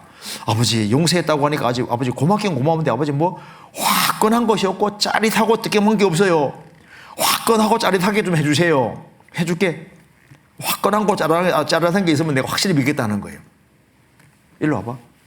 그다음에 아버지 좀 화가 났는데 이놈 자식 화끈하게 해줄게 하고 쫙 멱살 잡고 패패해가지고 한 대 딱 때리니까 막 화끈하잖아요. 정말 화끈하네요. 이제 짜릿하게 한 번만 더 해주세요. 해줄게. 일로 와봐. 전기 있지 않습니까? 플러스 마이너스지 않습니까? 짜릿하게 갖다 댑니다. 그런 것이 필요합니까? 필요하지 않습니까? 필요하지 않잖아요. 아버지가 용서했다 하면 그 외에 다른 건 아무 필요가 없는 거예요. 최고 재판장 되신 하나님이 용서했다, 내 피로 다 사했다면 사해진 겁니까? 안 사해진 겁니까? 사해진 거잖아요. 여기 계신 분 중에 만일 화끈한 거 원하면 방법이 있습니다. 오늘 이제 끝나자마자 저 사우나실에 가서 그 전기탕 뜨거운 데 있지 않습니까? 딱 들어가서 문 딱 잠그고 한번 한 10분만 있어봐요. 확 걸어. 짜릿한 거 원하는 건 원하면 아주 간단합니다. 조금 기다려가지고 부엌 가서 여기 가서 이제 식당 가서 여기 이제 그 젓가지 2개 있지 않습니까? 가져와서 여기 속개서에 갖다 대면 돼. 짜릿짜릿하라고. 그런 것이 아무 필요가 없잖아요. 자, 짜릿하고 화끈한 것이 100번 있어도 예수님이 안 죽어주면 죄가 안 사해집니다. 그런 짜릿하고 화끈한 거 하나도 없어도 예수님 피로 죄는 피가 상하니까 예수님 피가 다 걸려졌으면은 그것으로 충분합니까? 불충분합니까? 충분하고 말 거죠. 천국 가는 건 주님 피로 넉넉한 것이 맞다 그 말입니다. 그래서 주님 피로 피가 흘려졌으니까 죄 사함을 받았으니 죄 사해진 것이 맞잖아요. 에베소서 2장 8절 9절에 너희가 그 은혜를 인하여 믿음으로 말미암아 구원을 얻었나니 이것이 너희에게서 난 것이 아니요 하나님의 선물이라. 행위에서 난 것이 아니니 이는 누구든지 자랑치 못하게 함이니라. 자, 구원은 선물이에요. 선물은 행위에서 난 것이 아니고 공짜로 받는 겁니다. 제가 오프라 윈프리 쇼를 한번 보여드리겠습니다. 자, 이제 시간 지나가면 이 구원이 얼마나 큰 선물인지 점점 알게 될 겁니다. 자, 오프라 윈프리 쇼에 보면은 그 자동차가 없는 사람, 자동차가 필요한 사람을 이제 광고 내가지고 200 몇십 명을 모았어요. 그래서 거기에 참여한 모든 사람들에게 공짜로 하나씩 나눠주거든요. 그때 어떻게 반응이 나는지 한번 보세요. 자, 자동차 하나 선물로 받는 게 큰 걸까요? 구원을 선물로 받은 것이 큰 걸까요? 자, 죄를 영원히 사함받고 천국 가게 된 것이 큰 걸까요? 자동차 하나 받은 게 큰 걸까요? 근데 자동차 받고도 펄펄 뜁니다. 한번 보시죠. Everybody in the audience, now listen to me carefully, is being given a special package, and I don't want you to open it. Do not open it. Cameras are on you, so do not open until I tell you. Do not open. Does everybody have a box? All right. Okay, now here's the deal. Listen carefully. Inside one of these boxes is a key. Do not open it yet. Okay, everybody listen up. Here is the deal. If your box has a key, you will be the last person today to get one of those cute little G6s. Okay? Who will it be? Are you ready? Hold on. Are you ready? JR is back in our audio booth. You know, JR, this calls for a drum roll. Cue the drum roll. All right, open your boxes. Open your boxes. 1, 2, 3.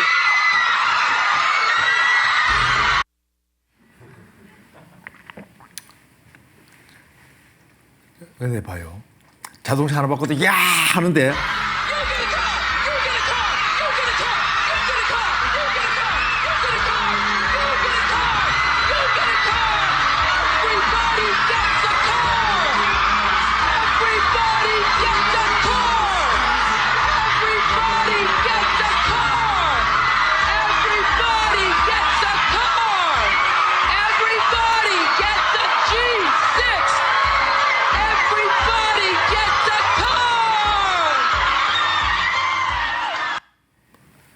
자동차 하나 바꿔도 저렇게 펄쩍펄쩍 뛰는데 죄를 사함 받으셨어요? 구원의 선물 받으셨어요? 근데 펄쩍 뛰는 사람 한 사람 없잖아요. 근데 속으로 펄쩍펄쩍 뛰면 됩니다. 속으로. 자, 그래서 여기 이거 보시겠습니다. 그래서 여기 정리해 봅시다. 사람은 태어날 때 율법아래에서 태어나고 오니까 율법아래에 태어났습니다. 그래서 일생 살아가면서 하나님 말씀을 계속 어겨가니까 율법의 저주를 받아야 되는데 우리가 죄인으로 저주받으면 지옥이니까 법 위에 계신 하나님이 시간 속에 들어오셨고 바로 이분이 예수님이고 예수님이 십자가에 죽어서 보배로운 피를 흘림으로 우리 죄값을 영원히 지불해서 죄인인 나를 무죄자, 죄 하나도 없는 사람으로 삼아주신 겁니다. 이것만 해도 고마운데 예수님은 온전한 생애를 사시고 죽으시고 부활해서 우리 의가 되셨고 우리 대신 말씀을 다 지키셨기 때문에 예수 믿는 사람은 죄를 안 지었을 뿐 아니라 하나님 말씀을 완벽하게 다 지킨 의인으로 간주해 주십니다. 의롭게 되는 거예요. 그러니까 무죄자다 이거보다 훨씬 더 큰 말이 의롭다는 겁니다. 의롭다는 말은 성경 다 지켰다 그 말인 거예요. 그래서 병장인 사람이 죄를 지어서 강등돼서 이등병으로 가 있는데 무죄 석방하면 무죄자입니다. 근데 별내게 달아주고 이제 대장으로 탁 이제 이렇게 장군으로 탁 끄집어내주면요 누가 전과자를 하겠습니까? 그러니까 이게 의롭다는 것은 무슨 말이냐면은 죄 하나도 안 지었을 뿐 아니라 성경을 다 지킨 사람처럼 간주해 주는 거예요. 그래서 하나님은 나를 보실 때 죄 없을 뿐 아니라 성경을 완벽하게 지킨 사람처럼 간주해 주시고 이거보다 훨씬 더 큰 말이 뭐냐 하면은 너는 내 아들이다. 주님 피로 죄를 사함받은 사람을 하나님께서는 아버지 아들로 간주해 주십니다. 그래서 이제 심판자와 죄인 관계는 영원히 끝이 났고 이제 아버지 아들로서 생애가 시작이 되는 거예요. 그래서 주님 피로 죄를 사함받은 사람은 아버지 아들입니다. 그래서 이제 하나님 아버지 하면 아버지가 오냐 이제 기도가 되는 거예요. 그리고 이제 이 아들 중에는 크게 두 종류의 아들이 있는데 순종을 잘 하는 아들이 있고 말 잘 안 듣는 아들이 있는데 누가 아들일까요? 둘 다 아들이죠. 누굴 더 사랑할까요? 애 키워봐요. 둘 다 사랑하지. 누굴 더 기뻐할까요? 기뻐하는 것은 순종하는 아들. 그래서 순종하는 아들에게는 하나님이 상과 영광 주신다고 하셨고 말 잘 안 듣는 아들은 잘 되라고 매를 때리는데 징계입니다. 그래서 아버지 아들은 징계는 받아도 멸망은 없는 거예요. 이제 아버지 아들 관계이기 때문에 아들이 혹 잘못할 때 아버지 잘못했습니다. 아버지 다음부터 그렇게 하지 말아라. 이 자백과 용서는 아버지 아들 간의 친밀한 사귐을 위한 겁니다. 여기 한번 그랜드 종합교리 6번에 이제 그랜드 종합교리는 한국 목회자들은 거의 다 가지고 있는 겁니다. 여기 한번 한 대목 좀 읽어드리겠습니다. 여기 이미 의롭다함을 얻은 성도들이 반복적으로 회개하는 것은 하나님의 심판의 형벌을 받지 않기 위해서입니까? 하는 질문입니다. 그렇지 않습니다. 왜냐하면 이미 그리스도를 믿음으로 의롭게 된 성도들은 그 믿는 순간부터 구원을 받아 죄의 형벌로부터 면제되었기 때문입니다. 죄의 형벌이 십자가로 끝이 났으니까 면제되었다. 즉 하나님께서 성도들을 의롭게 하신 것은 과거 죄에서 해방시켜 주신 것만을 의미하는 것이 아니라 현재나 미래의 모든 죄까지 이미 해결해 주신 겁니다. 그래서 십자가는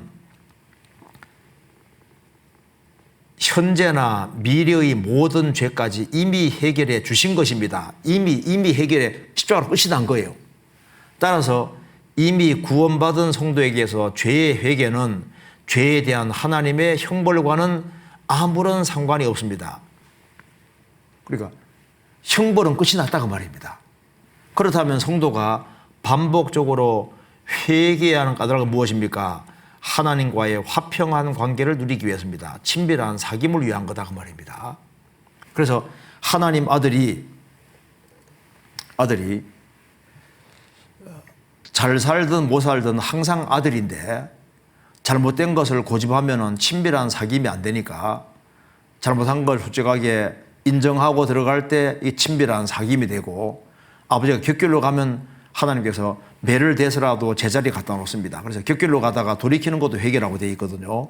그래서 아버지 아들은 이제 항상 아버지 아들로 있으니까 이제 순종하는 아들이 돼야 되는 거예요.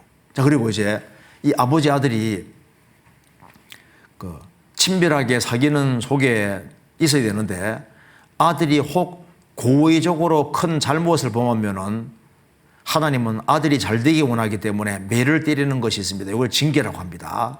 여기 보면은 아버지 아들이 불순종의 길을 걸어가면 아버지는 아들로 대우하시니까 징계하는 것이 있습니다.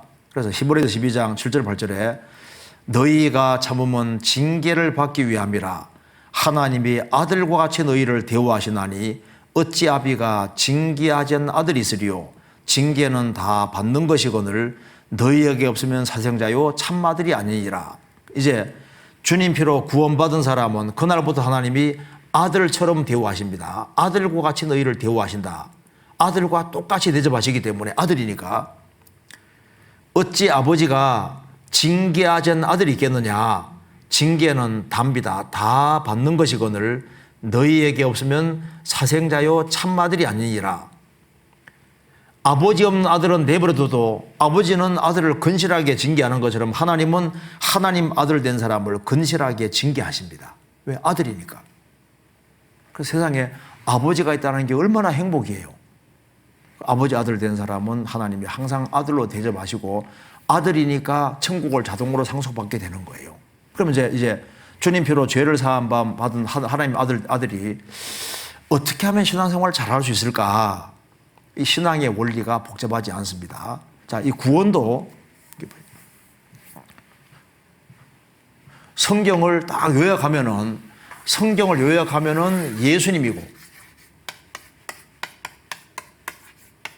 이걸 더 요약하면은 십자가 달리신 예수님. 주님이 십자가 죽으시고 부활하심으로 구원을 완성하셨는데 그래서 성경을 압축 요약하면 그리스도의 피입니다. 이게 제일 중요하거든요. 그래서 예수 믿는다 그 말은 뭐냐 하면은 예수님 피공로를 믿어야만 예수 믿는 게 되는 거예요. 그래서 피가 죄를 처리하시기 때문에 피공로를 확실하게 믿을 때 성령께서 이걸 믿어지게 해주시는 겁니다. 성령께서. 그래서 죄 사함을 얻으라 그리하면 성령을 선물로 받으니. 그래서 죄를 사함 받은 사람 속에 성령이 선물로 와 계시고 성령이 양자의 영이니까 죄를 사함 받은 사람이 아버지 아들이다 그 말입니다. 그래서 이제 그럼 죄를 사함 받은 사람이 하나님 아들인데 우리 어떻게 살아야 되냐 어떻게? 그래서 불신자가 알아야 될 가장 첫 번째 중요한 사실은 예수님 피와 나와 무슨 관계가 있는지를 확실하게 알 때 성도가 되고 하나님 아들이 되는 거예요. 이제 아들 되고 난 이후에는 뭘 알아야 되느냐? 복잡한 거 많이 알 필요 없이 가장 중요한 거 하나를 알면 되는 겁니다. 그게 바로 뭐냐면 바로 위치입니다. 위치를 잘 알고 자기 있을 곳에 있으면은 신앙생활은 저절로 되게 돼 있으니까 저는 처음에 이렇게 생각했습니다. 구원받는 게 너무 좋더라고요. 그런데 성경책을 보니까 성경이 너무 두꺼워요. 그래서 이거 언제 다 지키나 생각하니까 또 깝깝하더라고. 이거 언제 다 지킬 거냐 그 말입니다. 나중에 보니까 이거 아주 신앙생활의 원리가 아주 간단하고 아주 명료하고 간단하게 되어 있습니다. 그게 바로 뭐냐면 성경을 딱 요약하면 피고 그 다음 구원받은 이후의 신앙생활을 요약하면 위치인 거예요. 위치를 잘 알면은 있을 곳에 있으면은 신앙생활은 잘 되게 되어 있습니다. 자, 그래서 여기에 이제 주님 피로 죄를 사함 받은 사람이 꼭 알아야 될 것이 뭐냐 하면 여기 한번 봅시다. 여기 먼저 여기 고슴도치는 잘 아시지 않습니까? 고슴도치는 잘 하는 게 하나가 있거든요. 그러니까 일단 위기 상황에 처하면 무조건 몸을 동그랗게 감싸는 거예요. 그러니까 여우는 꾀가 많지만은 잡아먹히기도 하는데 여기 고슴도치는 일단 분리하면 무조건 몸을 동그랗게 하니까 잡아먹을 수가 없는 거예요. 그러니까 많은 걸 아는 게 중요한 게 아니라 하나를 확실하게 아는 게 중요한데 주님 피로 구원받은 사람은 요거 하나 확실하게 알면 신앙생활은 저절로 됩니다. 위치는 육신적인 위치, 영적인 위치, 그 위치를 잘 지키면은 신앙생활은 저절로 돼요. 제가 그 육신적인 위치를 간단하게 먼저 말씀드리고 영적인 위치를 말씀드리겠습니다. 고린도 전서 7장 16, 17절에 아내 된 자여 내가 남편을 구원할런지 어찌 알 수 있으며 남편 된 자여 내가 내 아내를 구원할런지 어찌 알 수 있으리요. 오직 주께서 각 사람에게 나눠주신 대로 하나님이 각 사람을 부르신 그대로 행하라. 내가 모든 교회에서 이와 같이 명하노라. 20절에 각 사람이 부르심을 받은 그 부르심 그대로 지내라. 여기 오직 주께서 각 사람에게 나눠주신 대로 하나님이 각 사람을 부르신 그대로 행하라. 내가 모든 교회에서 이와 같이 명하노라. 이건 절대적인 겁니다. 모든 교회에서 이렇게 명하는 거예요. 이게 무슨 말이냐 하면은 남편 된 자여, 아내 된 자여, 자, 이런 뜻입니다. 여기에 남편과 아내가 있는데 부부가 금슬 좋게 살았습니다. 살았는데 어느 날 남편이 구원받았습니다. 혹은 아내가 구원받았습니다. 이럴 경우에 집안에 갈등이 생길 수 있습니다. 갈등이 생기면은, 갈등이 심해지면은 이혼하고 싶은 생각이 생길 수 있잖아요. 성경은 뭐라고 했습니다. 남편 된 자여, 너의 아내가 구원받을지 모르니까 남편의 위치를 잘 지키면서 아내에게 더 잘해주면서 남편 된 도리를 다 하라 그 말입니다. 아내가 구원받았으면 아내 된 자여, 너의 남편이 구원받을지 모르니까 아내 된 위치를 지키면서 남편과 자식을 사랑하고 집안일을 잘하고 자기 위치를 잘 지키고 이혼할 생각하지 마라 그 말입니다. 내가 직장인으로 부르심 받았으면 직장인 위치에서 그대로 거하고 거기에서 이겨나갈 생각을 해야 된다 그 말이에요. 왜? 그리스도인들은 세상에 비치고 세상의 소금이기 때문에 세상에 비치고 세상의 소금이기 때문에 세상에 살도록 부르심 받은 거예요. 그래서 세상에 살면서 영향력을 미치고 사람을 구원에 인도해야 되기 때문에 내가 직장인으로 부르심 받았으면 직장인 위치를 지키라 그 말입니다. 농부로 부르심 받았으면 농부 위치를 지키라 그 말입니다. 그래서 자기 학생이면은 학생 위치를 그대로 지킬 것을 말씀하는 거예요. 근데 이것이 굉장히 간단해 보이지만 중요한 겁니다. 제가 구원받기 전에는 제가 공부를 좀 열심히 했습니다. 그래서 중학교 1학년 1학기가 지나가면서 철이 들더라고요. 그때부터 이제 공부를 시작해가지고 잠자는 시간 제외하고는 거의 공부했거든요. 근데 공부만 하는 게 이게 쉬운 건 아닌데 할 때 이제 이 공부벌레 비슷하게 돼가지고 그래서 제가 눈 때문에 공부를 이제 할 수 없을 때가 꽤 많이 있었지만 그래도 할 때 눈만 좀 덜 아프면 막 계속 공부하는 식으로 했었는데요. 할 때 공부는 정말 원없이 해봤습니다. 자, 그런데 대학에 딱 올라와서 구원을 딱 받으니까 속에서 처음으로 공부해서 뭐하나 그 생각이 속에서 샥 올라오는 거예요. 그래서 야, 이거 성경을 배워야 되겠다 그 생각이 속에서 쫙 올라오니까 이제 교회 열심히 다니는데 속에서 야, 너는 학생이잖아, 공부해야지. 그러니까 내가 학생이지, 공부해야지. 공부 열심히 하다 보면 속에서 너는 크리스찬이잖아, 신앙생활 잘해야지. 또 신앙생활 열심히 하다 보면 너는 학생이잖아. 그 마음이 왔다 갔다 합니다. 나중에 보니까 두 개 다 해야 되는 거예요. 어떤 사람은 예수 믿는 핑계 대고 자기 일을 충실히 하지 않는데 안 됩니다. 또 자기 일 핑계 대고 신앙생활 열심히 안 하는 그것도 안 되는 거니까 두 개 다 해야 돼요. 그럼 어떻게 하면 됩니까? 더 부지런하면 되는 거예요. 더 부지런하면. 그래서 성경에 말씀했습니다. 여기에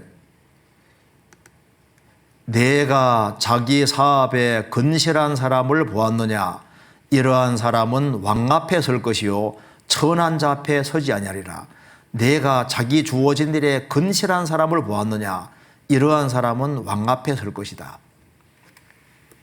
자기 주어진 일을 최선 다해서 하는 사람, 그 사람은 세상에서도 영광스럽게 되고 자기 주어진 일을 충실히 하는 사람은 신앙생활도 잘할 수 있는 거예요.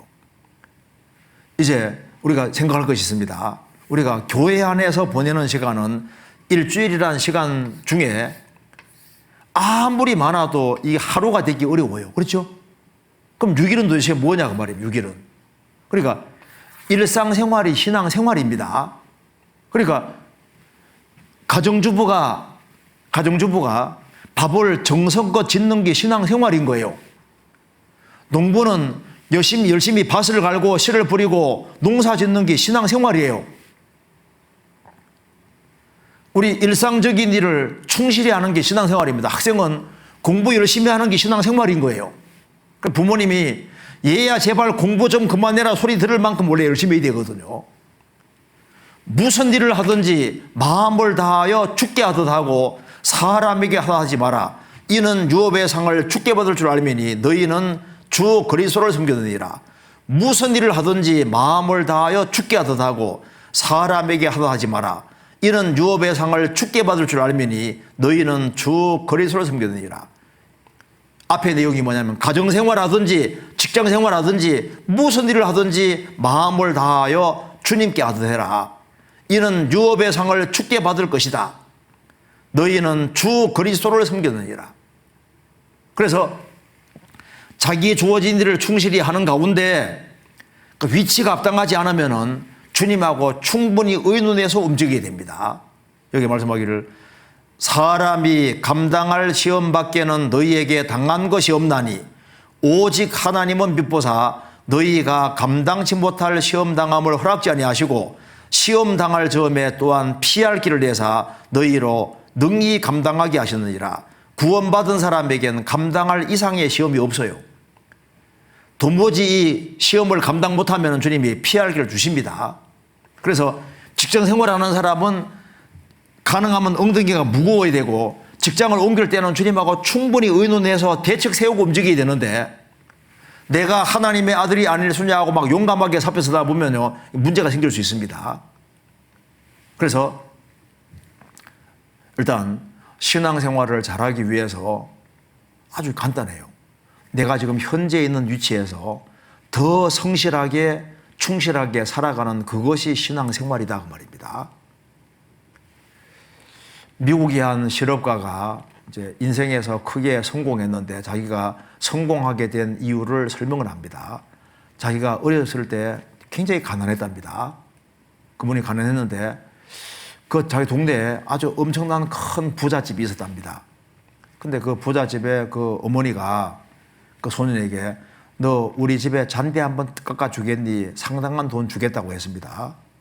그래서 이제 돈이 궁하니까 용돈도 벌어야 되니까 잔디를 열심히 이제 깎은 거예요. 쫙 깎아주니까 그 어머니가 보더니만 오늘은 1달러짜리를 일을 했네 하고 1달러 주더라는 거예요. 또 시간이 지나서 또 한 번 깎아주겠니 해서 이번에는 그전보다 훨씬 더 정성을 기울여서 깎았다는 거예요. 그래서 어머니가 보더니만 오늘은 2달러짜리 일을 했네. 2달러 주는 거예요. 그 다음에 시간이 지나서 이제 그 다음에는 기회가 좋았을 때 아주 정성을 다해 깎으면서 모종을 옮겨 심고 이렇게 하면서 있지 않습니까? 최대한 정성 다해서 쫙 해준 겁니다. 그때 그 어머니가 만족해 하면서 드디어 오늘은 5달러 일을 했네 하고 5달러 주면서 뭐라 그러냐면은 너는 앞으로 일을 할 때도 1달러, 2달러짜리 일을 하지 말고 5달러짜리 일을 하거라. 그게 머릿속에 박힌 거예요. 그때부터는 무슨 일이 주어지든 간에 그가 할 수 있는 최선 다해서 했다고 말입니다.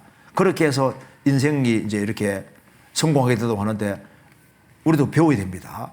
우리도 우리 주어진 일을 할 때 1달러, 2달러 일을 할 것이 아니라 5달러 일을 하는 것처럼 우리 육신의 일을 충실하게 하는 그게 신앙생활이고 우리는 세상에 미치니까 세상에서도 근실하게 성실하게 살아가면은 그게 전도되는데 다 도움이 되고 일상생활을 충실히 할 때 그게 전도가 되는 거예요. 제가 그 공주수양관에서 어떤 어머니가 찾아왔습니다.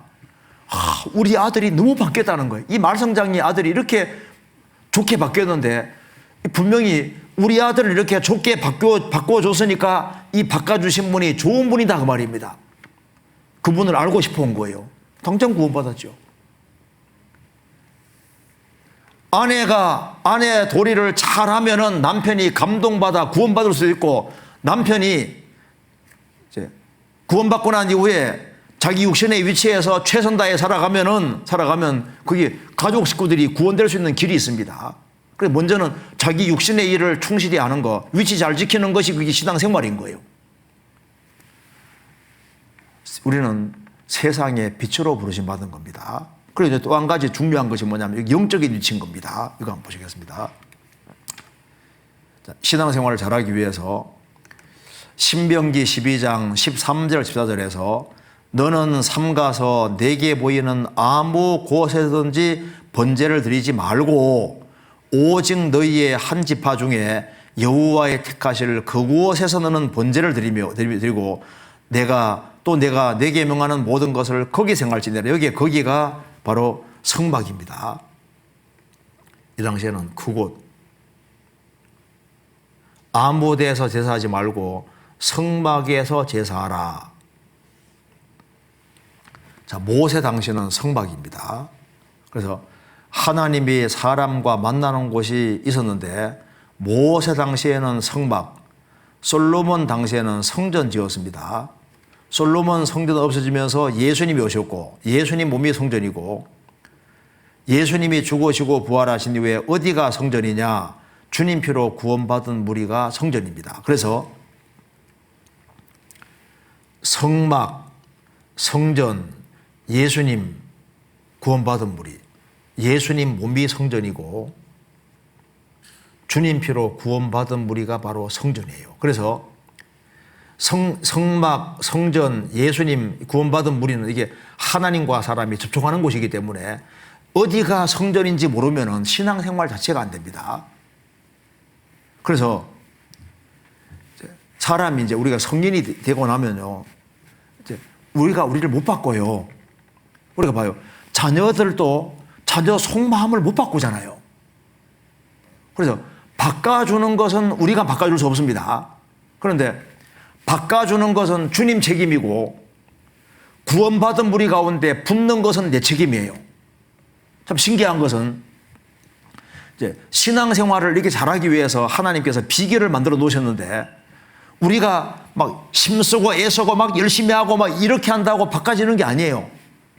막 문 딱 걸어 잠그고 막 기도 세게 하면 바꿔질 것 같아요. 그때뿐입니다. 내가 혼자 막 성경 열심히 읽고 막 기도 세게 하고 이렇게 하면 바꿔질 것 같아요. 그 천만의 말씀인 거예요. 그게 아니에요. 하나님과 접촉이 돼야지 바꿔지는 겁니다. 아세요? 그러니까 개 모임을 아무리 해도 안 바뀌어집니다. 학교 수업 참석하고 세상 친구 열심히 만나고 해도 안 바뀌거든요. 그런데 사람이 변화되는 길이 뭐냐 하면은 이게 하나님 정하신 방법이에요.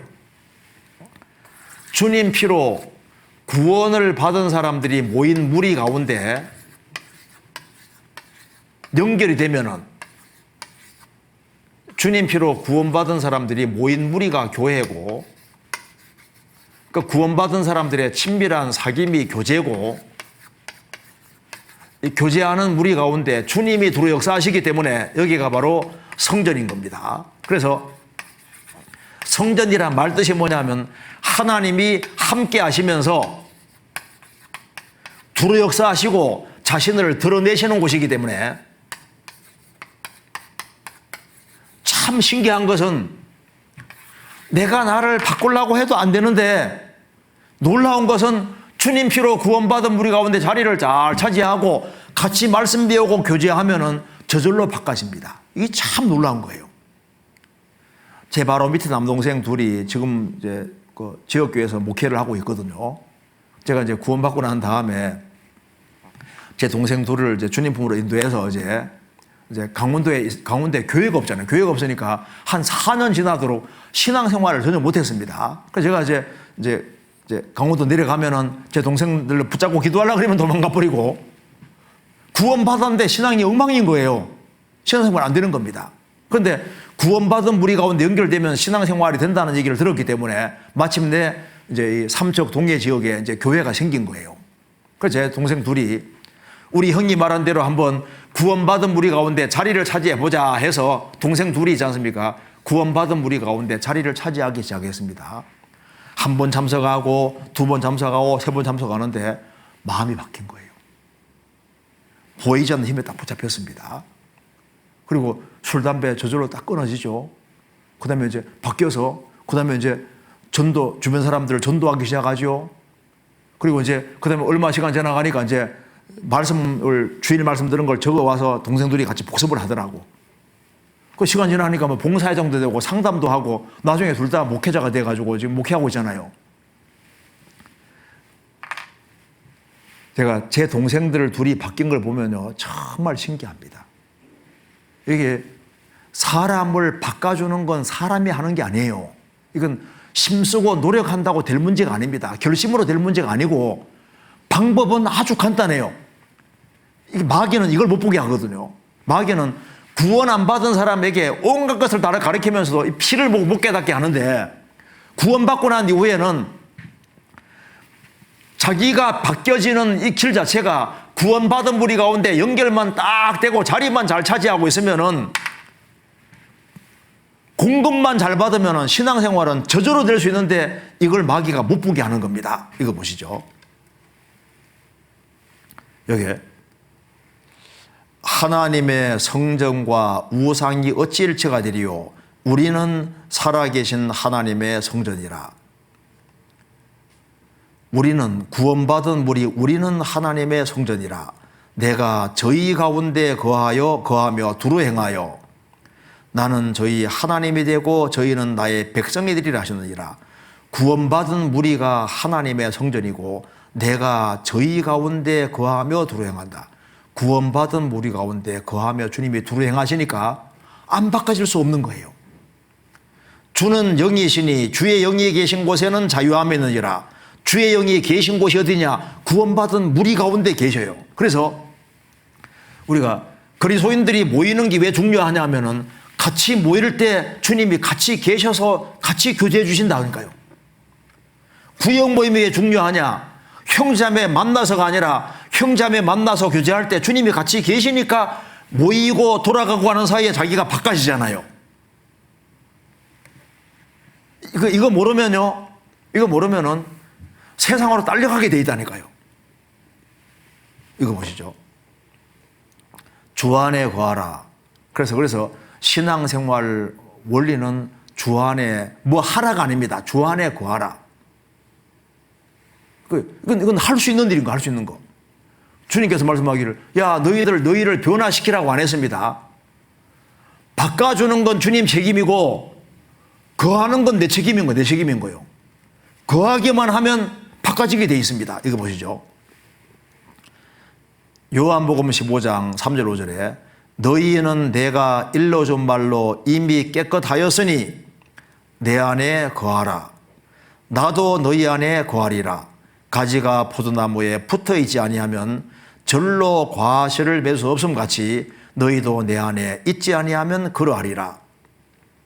나는 포도나무요 너희는 가지니 저가 내 안에 내가 저 안에 있으면 이 사람은 과실을 많이 맺나니 나를 떠나서는 너희가 아무것도 할 수 없음이니라. 한 번은 청년이 저를 찾아왔습니다. 목사님, 제가 구원을 받았는데요, 저를 인도한 청년들이 교제에서 귀찮아서 못 살겠다는 거예요. 이제 구원받았으면 됐지 왜 내가 교제에 꼭 참석해야 되냐고 막 하면서 이제 항변하듯이 저기 얘기합니다. 그래서 제가 그래요 하면서 제가 그러면 성경 강의를 봅시다 하고 제가 요거 설명했습니다. 너희는 내가 일러준 말로 이미 깨끗하였으니, 자, 복음 말씀으로 깨끗해졌습니까? 물으니까 확실히 죄를 사함 받았대요. 자, 그러면 그 뒤에 내 안에 거하라. 나도 너희 안에 거하리라. 내 안에 거하라. 이것이 옵션 선택사항입니까? 명령입니까? 라고 물으니까 보더니만 명령이네요. 거하라 명령이잖아요. 누구 명령입니까? 물으니까 예수님 명령이네요. 어떻게 해야 되겠습니까? 거해야 되겠네요. 거하세요? 예, 알았습니다. 하고 상담 끝났어요. 왜 믿어야 되느냐? 만왕의 왕 되신 주님 믿으라고 했지 않습니까? 왜 거해야 되느냐? 우리를 구원하신 분이 우리에게 명령하신 겁니다. 명령하신 거. 거하라고. 나도 너희 안에 거하리라. 가지는 포도나무에 붙어 있지 아니하면 저절로 과실을 맺을 수 없음 같이 너희도 내 안에 있지 아니하면 그리라 하리라. 나는 포도나무여 너희는 가지니 저가 내 안에 내가 저 안에 있으면 이 사람은 과실을 많이 맺나니. 그러니까 뭘 하라가 아니라 있으면은 절로 과실을 맺고 있으면은 과실을 많이 맺는다. 있는 문제가 있는 문제. 그러니까 포도나무 가지는 붙어 있으면 열매는 저절로 맺히는 거예요. 얼마나 쉬워요. 그래서 여기 주님은 내 교회를 세운다는데 주님은 교회 세우러 오셨습니다. 그 교회가 뭐예요? 주님 피로 구원받은 무리입니다. 너희는 자기를 위하여 또는 온 양떼를 위하여 삼가라. 성령이 저들 가운데 너희로 감독자를 삼고 하나님이 자기 피로 사신 교회를 지게 하셨느니라. 양떼가 교회인데 하나님이 자기 피로 사신 교회, 건물 상익이 아니지 않습니까? 주님 피로 사신받은 구원받은 사람들이 교회인 거예요. 그래서 구원받은 사람들이 이제 가정에 모이면 가정교회가 되는 겁니다. 하나님의 교회 곧 그리스도 예수 안에서 거룩하여지고 성도라 부르심을 입은 자들, 그러니까 주님 피로 구원받은 무리가 교회입니다. 그래서 아굴라와 브리스가와 및 그 집에 있는 교회, 아굴라와 브리스가 집에 그리스도인들이 같이 모였습니다. 눈바와 그 여자 집에 있는 교회, 눈바라는 여자 집에 구원받은 무리가 모인 거예요. 그래서 이 교회는 주님 피로 구원받은 무리가 교회입니다. 그래서 여기 포도나무 가지는 딱 붙어 있으면은 공급만 잘 받으면 열매가 주렁주렁 맺히는 것처럼 주님은 교회의 머리고 교회는 몸이니까 구원받은 무리 가운데 딱 붙어 있으면 공급받고, 바꿔 말하면은 주님 피로 구원받은 무리가 교회니까 성경에 말씀하기를 주님은 교회의 머리시고 교회는 몸이고 구원받은 사람은 지체각 부분이니까 포도나무 가지로 붙는 것은 몸된 교회에 연결되는 것이고 주님 피로 구원받은 무리 가운데 딱 연결돼서 공급을 잘 받으면은요, 주님이 주인으로서 하시니까 신앙생활은 저절로 되도록 돼 있는 겁니다. 그래서 신앙생활은 무슨 책임이냐? 붙어 있는 책임. 붙어서 공급 잘 받으면은 신앙생활은 저절로 됩니다. 자, 그래서 주님 오시는 그날까지 이렇게 쫙 붙어 있으면요, 신앙생활은 저절로 되기 때문에 여기에 삭가조개라는 조개가 있는데 요거는 접착력이 얼마나 강한지 일단 붙으면 안 떨어져요. 우리 시대에 아교 같은 크리스찬, 삭가조개 같이 구원받은 무리 가운데 탁 달라붙으면은 너와 내 집이 구원받고 나 통해서 많은 사람이 구원받을 수 있으니까 붙는 거 하나 이거 잘해야 된다고 말해요. 그래 붙으면 어떤 일이 벌어지냐면 이런 일이 벌어집니다. 술 취하지 말라. 이는 방탕한 것이니 오직 성령의 충만을 받으라. 술 취하는 것과 성령 충만은 꼭 반대니까 술 충만하는 사람은 술 충만하는 거 그거처럼 이제 그런 행동을 가지고 구원받은 무리 가운데 연결되면은 성령 충만이 할 수 있습니다. 술 충만하게 되려면 방법이 간단하죠. 술자석에 일단 자주 참여한다. 맞죠? 술잔을 주거니 받거니 하면 많이 마신다. 1차, 2차, 3차에 꼭 참석한다. 이 사람 어떻게 됩니까? 술 충만하게 되고 하늘은 동짝만하게 보이고 기분 좋고 때려도 아프지도 않고 그래야 되잖아요. 그처럼 성령 충만하게 되려면은 그리스도인들이 모인 무리에 자주 참여하고 충분한 교제 시간을 가지고 모임이 끝날 때까지 끝까지 앉아 있고, 그래서 구원받은 무리 가운데 자주 참여하고 충분히 말씀 배우고 교제하면은 자기도 모르게 충만하게 되는 거예요. 그래서 여기 보시면요, 신앙생활은 이렇게 하는 거 아닙니다. 노를 저어서 항해하는 사람은, 자기 힘으로 가는 사람은 길게 못 가요. 범선이 바람받아 가는 것처럼 구원받은 무리 가운데 거하면은 성령의 도우심으로 항해를 계속할 수 있고, 그리고 여기에 줄이 육지에 이렇게 매달려 있어도, 말뚝이 박혀 있어도 바람 세게 불면은 줄 끊어지는 것처럼요, 뭐 술, 담배 안 끊어도 걱정할 필요 없습니다. 구원받은 무리 가운데 바짝 거하면은 신비하게도 술 끊어지고 담배 끊어지고 마약 끊어지고 나쁜 침이 끊어지고 다 끊어지는데, 물론 식욕은 안 끊어집니다. 끊어지는 거예요. 그게 신기한 거예요. 여기 보시면은, 여기 새 중에서 보면은 이게 철새들은 보통 날개를 퍼덕이면서 가는데 날개 퍼덕이면서 가는 게 힘든 거예요. 그런데 맹금주들은 이렇게 갑니다. 이 매와 맹금주들은 이렇게 얼마나 이게 신나요. 날개 펴져가면 힘 별로 안 들지 않습니까? 그것처럼 교회에 오는 사람들도 처음에는 어떻게 오냐면요. 이렇게 날개를 퍼덕이면서 이렇게 교회 온다고요. 처음에는 아이고 힘들어 이러는데 좀 시간 지나가면 이제 성령이 도우심 받으면 이렇게 돼가지고 신앙생활이 자연스럽게 너무 자연스럽게 되는 거예요.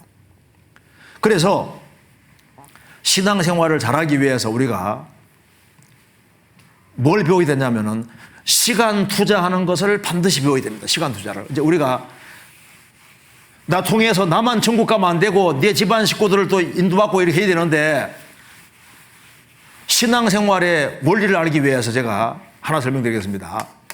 성공학을 가르치는 사람이 이런 얘기를 했습니다. 여기 항아리가 이렇게 있는데 모래가 여기에 반점 들어가 있습니다. 바깥에 크고 작은 돌들이 놓여 있는데 자 제주권 누가 밖에 있는 돌을 다 집어넣으라고 했습니다. 근데 밖에 그래서 이제 사람들이 와서 여기에 집어넣는데 다 못 집어넣는 거예요. 강사가 웃으면서 일단 모래를 다 끄집어내고 난 이후에 제일 큰 돌을 중앙에 두고 다른 돌들을 다 집어넣고 난 다음에 그 다음에 이제 모래를 싹 집어넣으니까 다 들어가잖아요. 그러면서 말합니다. 왜 인생에서 실패하는 줄 아느냐? 인생에 실패하는 이유는 모래처럼 짜잘한 것, 별로 중요하지 않은 것들이 자기 삶 속에 너무 많이 들어와 있다는 거예요. 그래서 성공하려면은 제일 중요한 것을 중앙에 둬야 돼요. 제일 중요한 걸. 그래야만 인생에 성공할 수 있다고. 신앙에서 우리가 반드시 성공해야 되는데 신앙에서 성공하기 위해서는 우리에게 제일 중요한 것이 뭐냐 하면 이게 주일입니다. 주일하고 수요일 날 우리가 하나님 말씀을 배우기 때문에 하나님이 말씀으로 다시 나타내니까 주일하고 수요일 이게 제일 중요한 시간이기 때문에 신앙생활은 일단 하나님 말씀을 같이 듣는 거로 공급받는 거로 결정이 되는 거니까 주일하고 수요일 이걸 딱 중심에 두고 그 다음에 나머지 시간을 나머지에 배치해야 되는 거예요.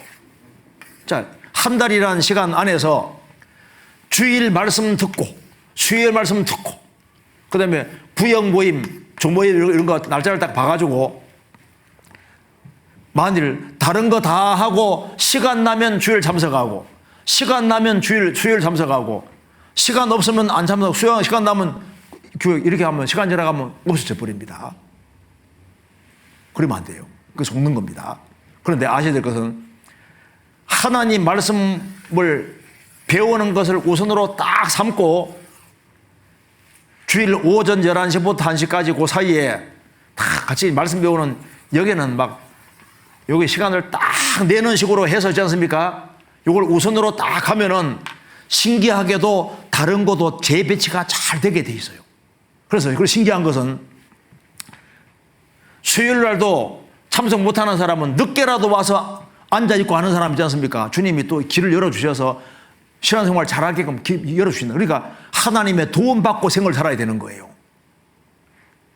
그래서 우선권을 말씀 배우고 교제하는 여기에다가 우선권을 두는 사람은 신앙생활도 되고 일상생활도 즐겁게 잘 될 수가 있는데 세상적인 것을 먼저 하고 신앙생활을 후치시키고 뒤에 두면은 시간 지나가면 이것저것 최토밥도 안 되고 다 허지부지하게 되는 겁니다. 우리가 하나님 우선주의로 살아야 되거든요. 그래야만 우리 인생이 영광스럽게 되고 그리고 신앙생활을 하는 것 자체가 저절로 되고 속이 바꿔지면서 신앙생활은 되게 돼 있는 겁니다. 우리는 세상에 태어날 때 아담 안에서 태어났습니다.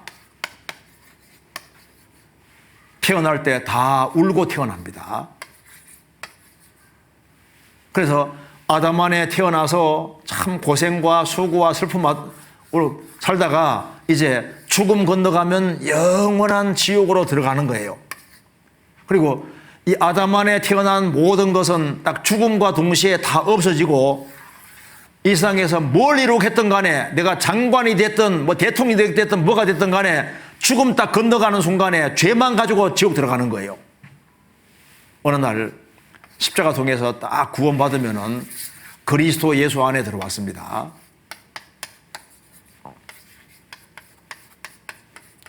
한 사람이 구원받을 때 진정한 웃음이 시작됐습니다.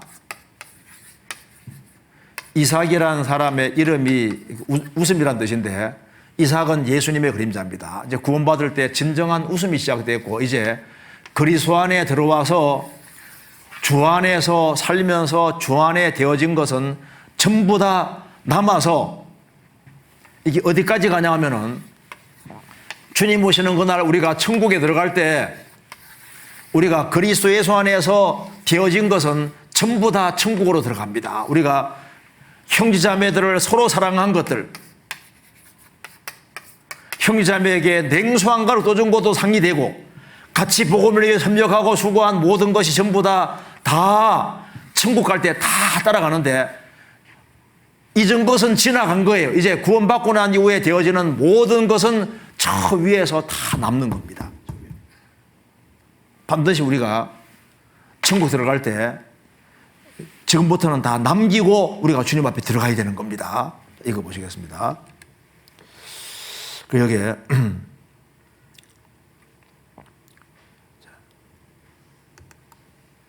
이 세상도 그 정욕도 지나가되 오직 하나님의 뜻을 행하는 이는 영원히 가느니라. 이 세상도 정욕도 다 지나갑니다.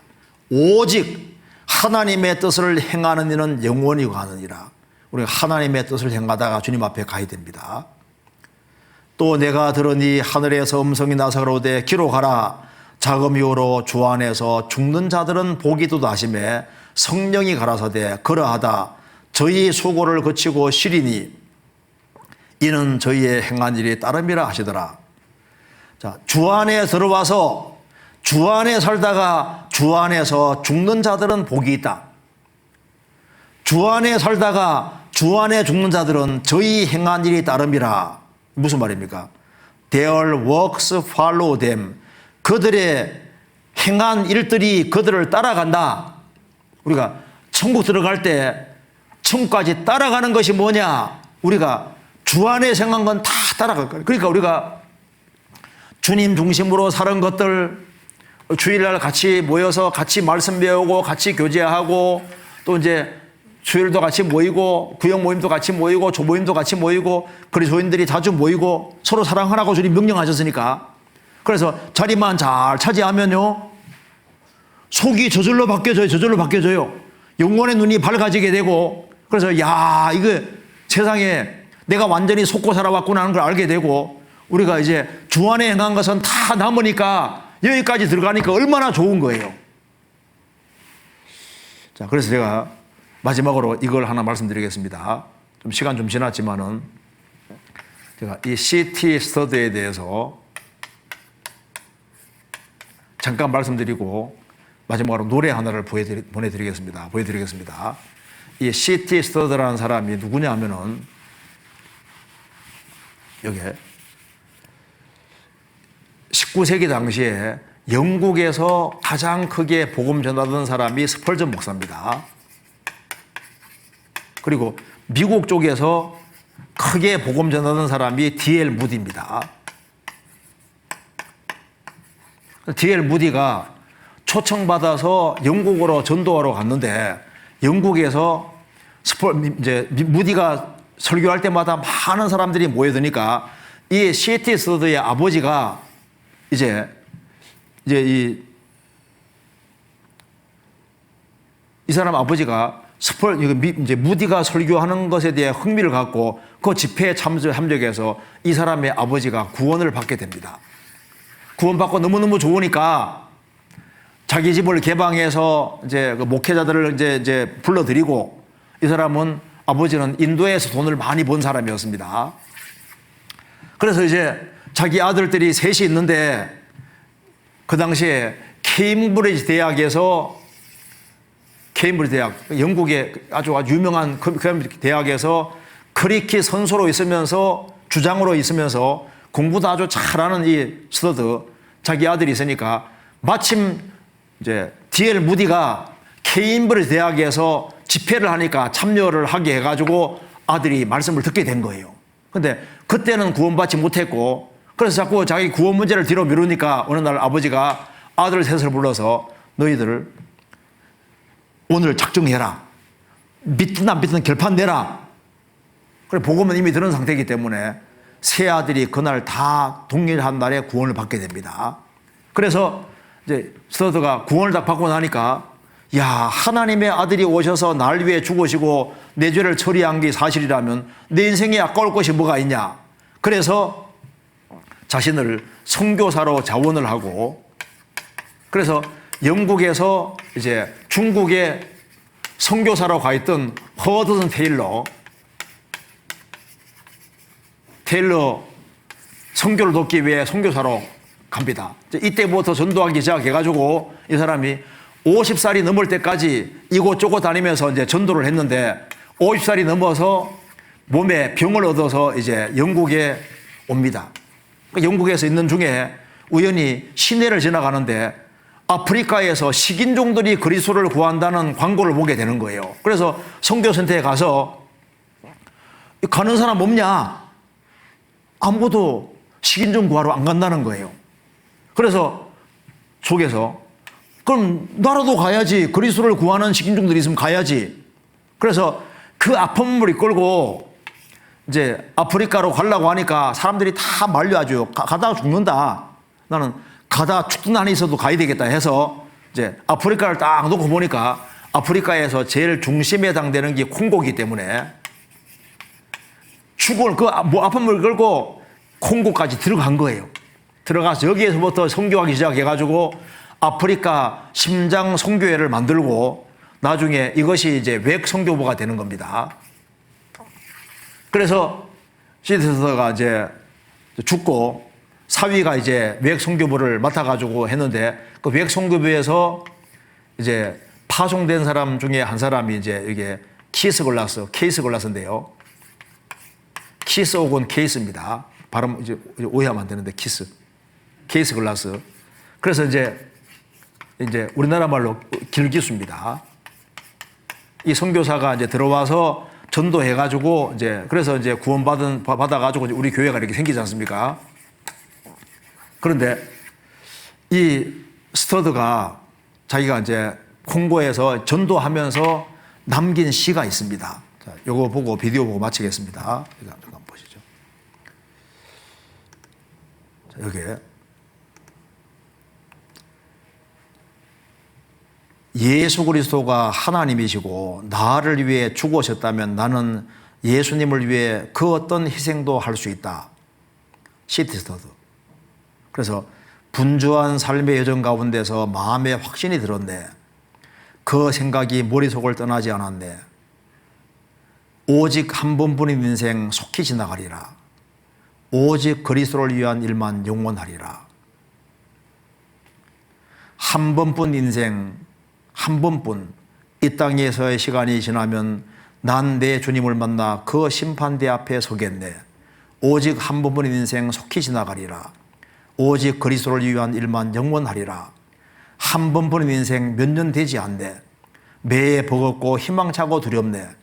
매해 해야 할 일은 산더미 같은데 날 위해 살 텐가 아니면 그의 뜻대로 살 텐가. 한 번뿐인 인생 곧 지나가리라. 예수를 위해 한 것만 길이 남으리라.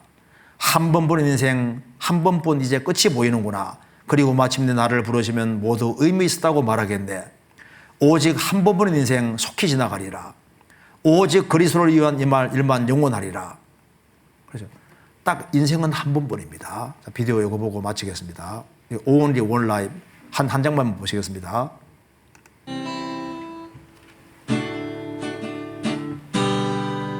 There's only one life, it will soon be past. What's done for Christ alone shall last. There's only one life will soon be past. What's done for Christ alone shall last. When I die, how happy I shall be if the lamp of my life has been burned out for thee. And when I die, how happy I shall be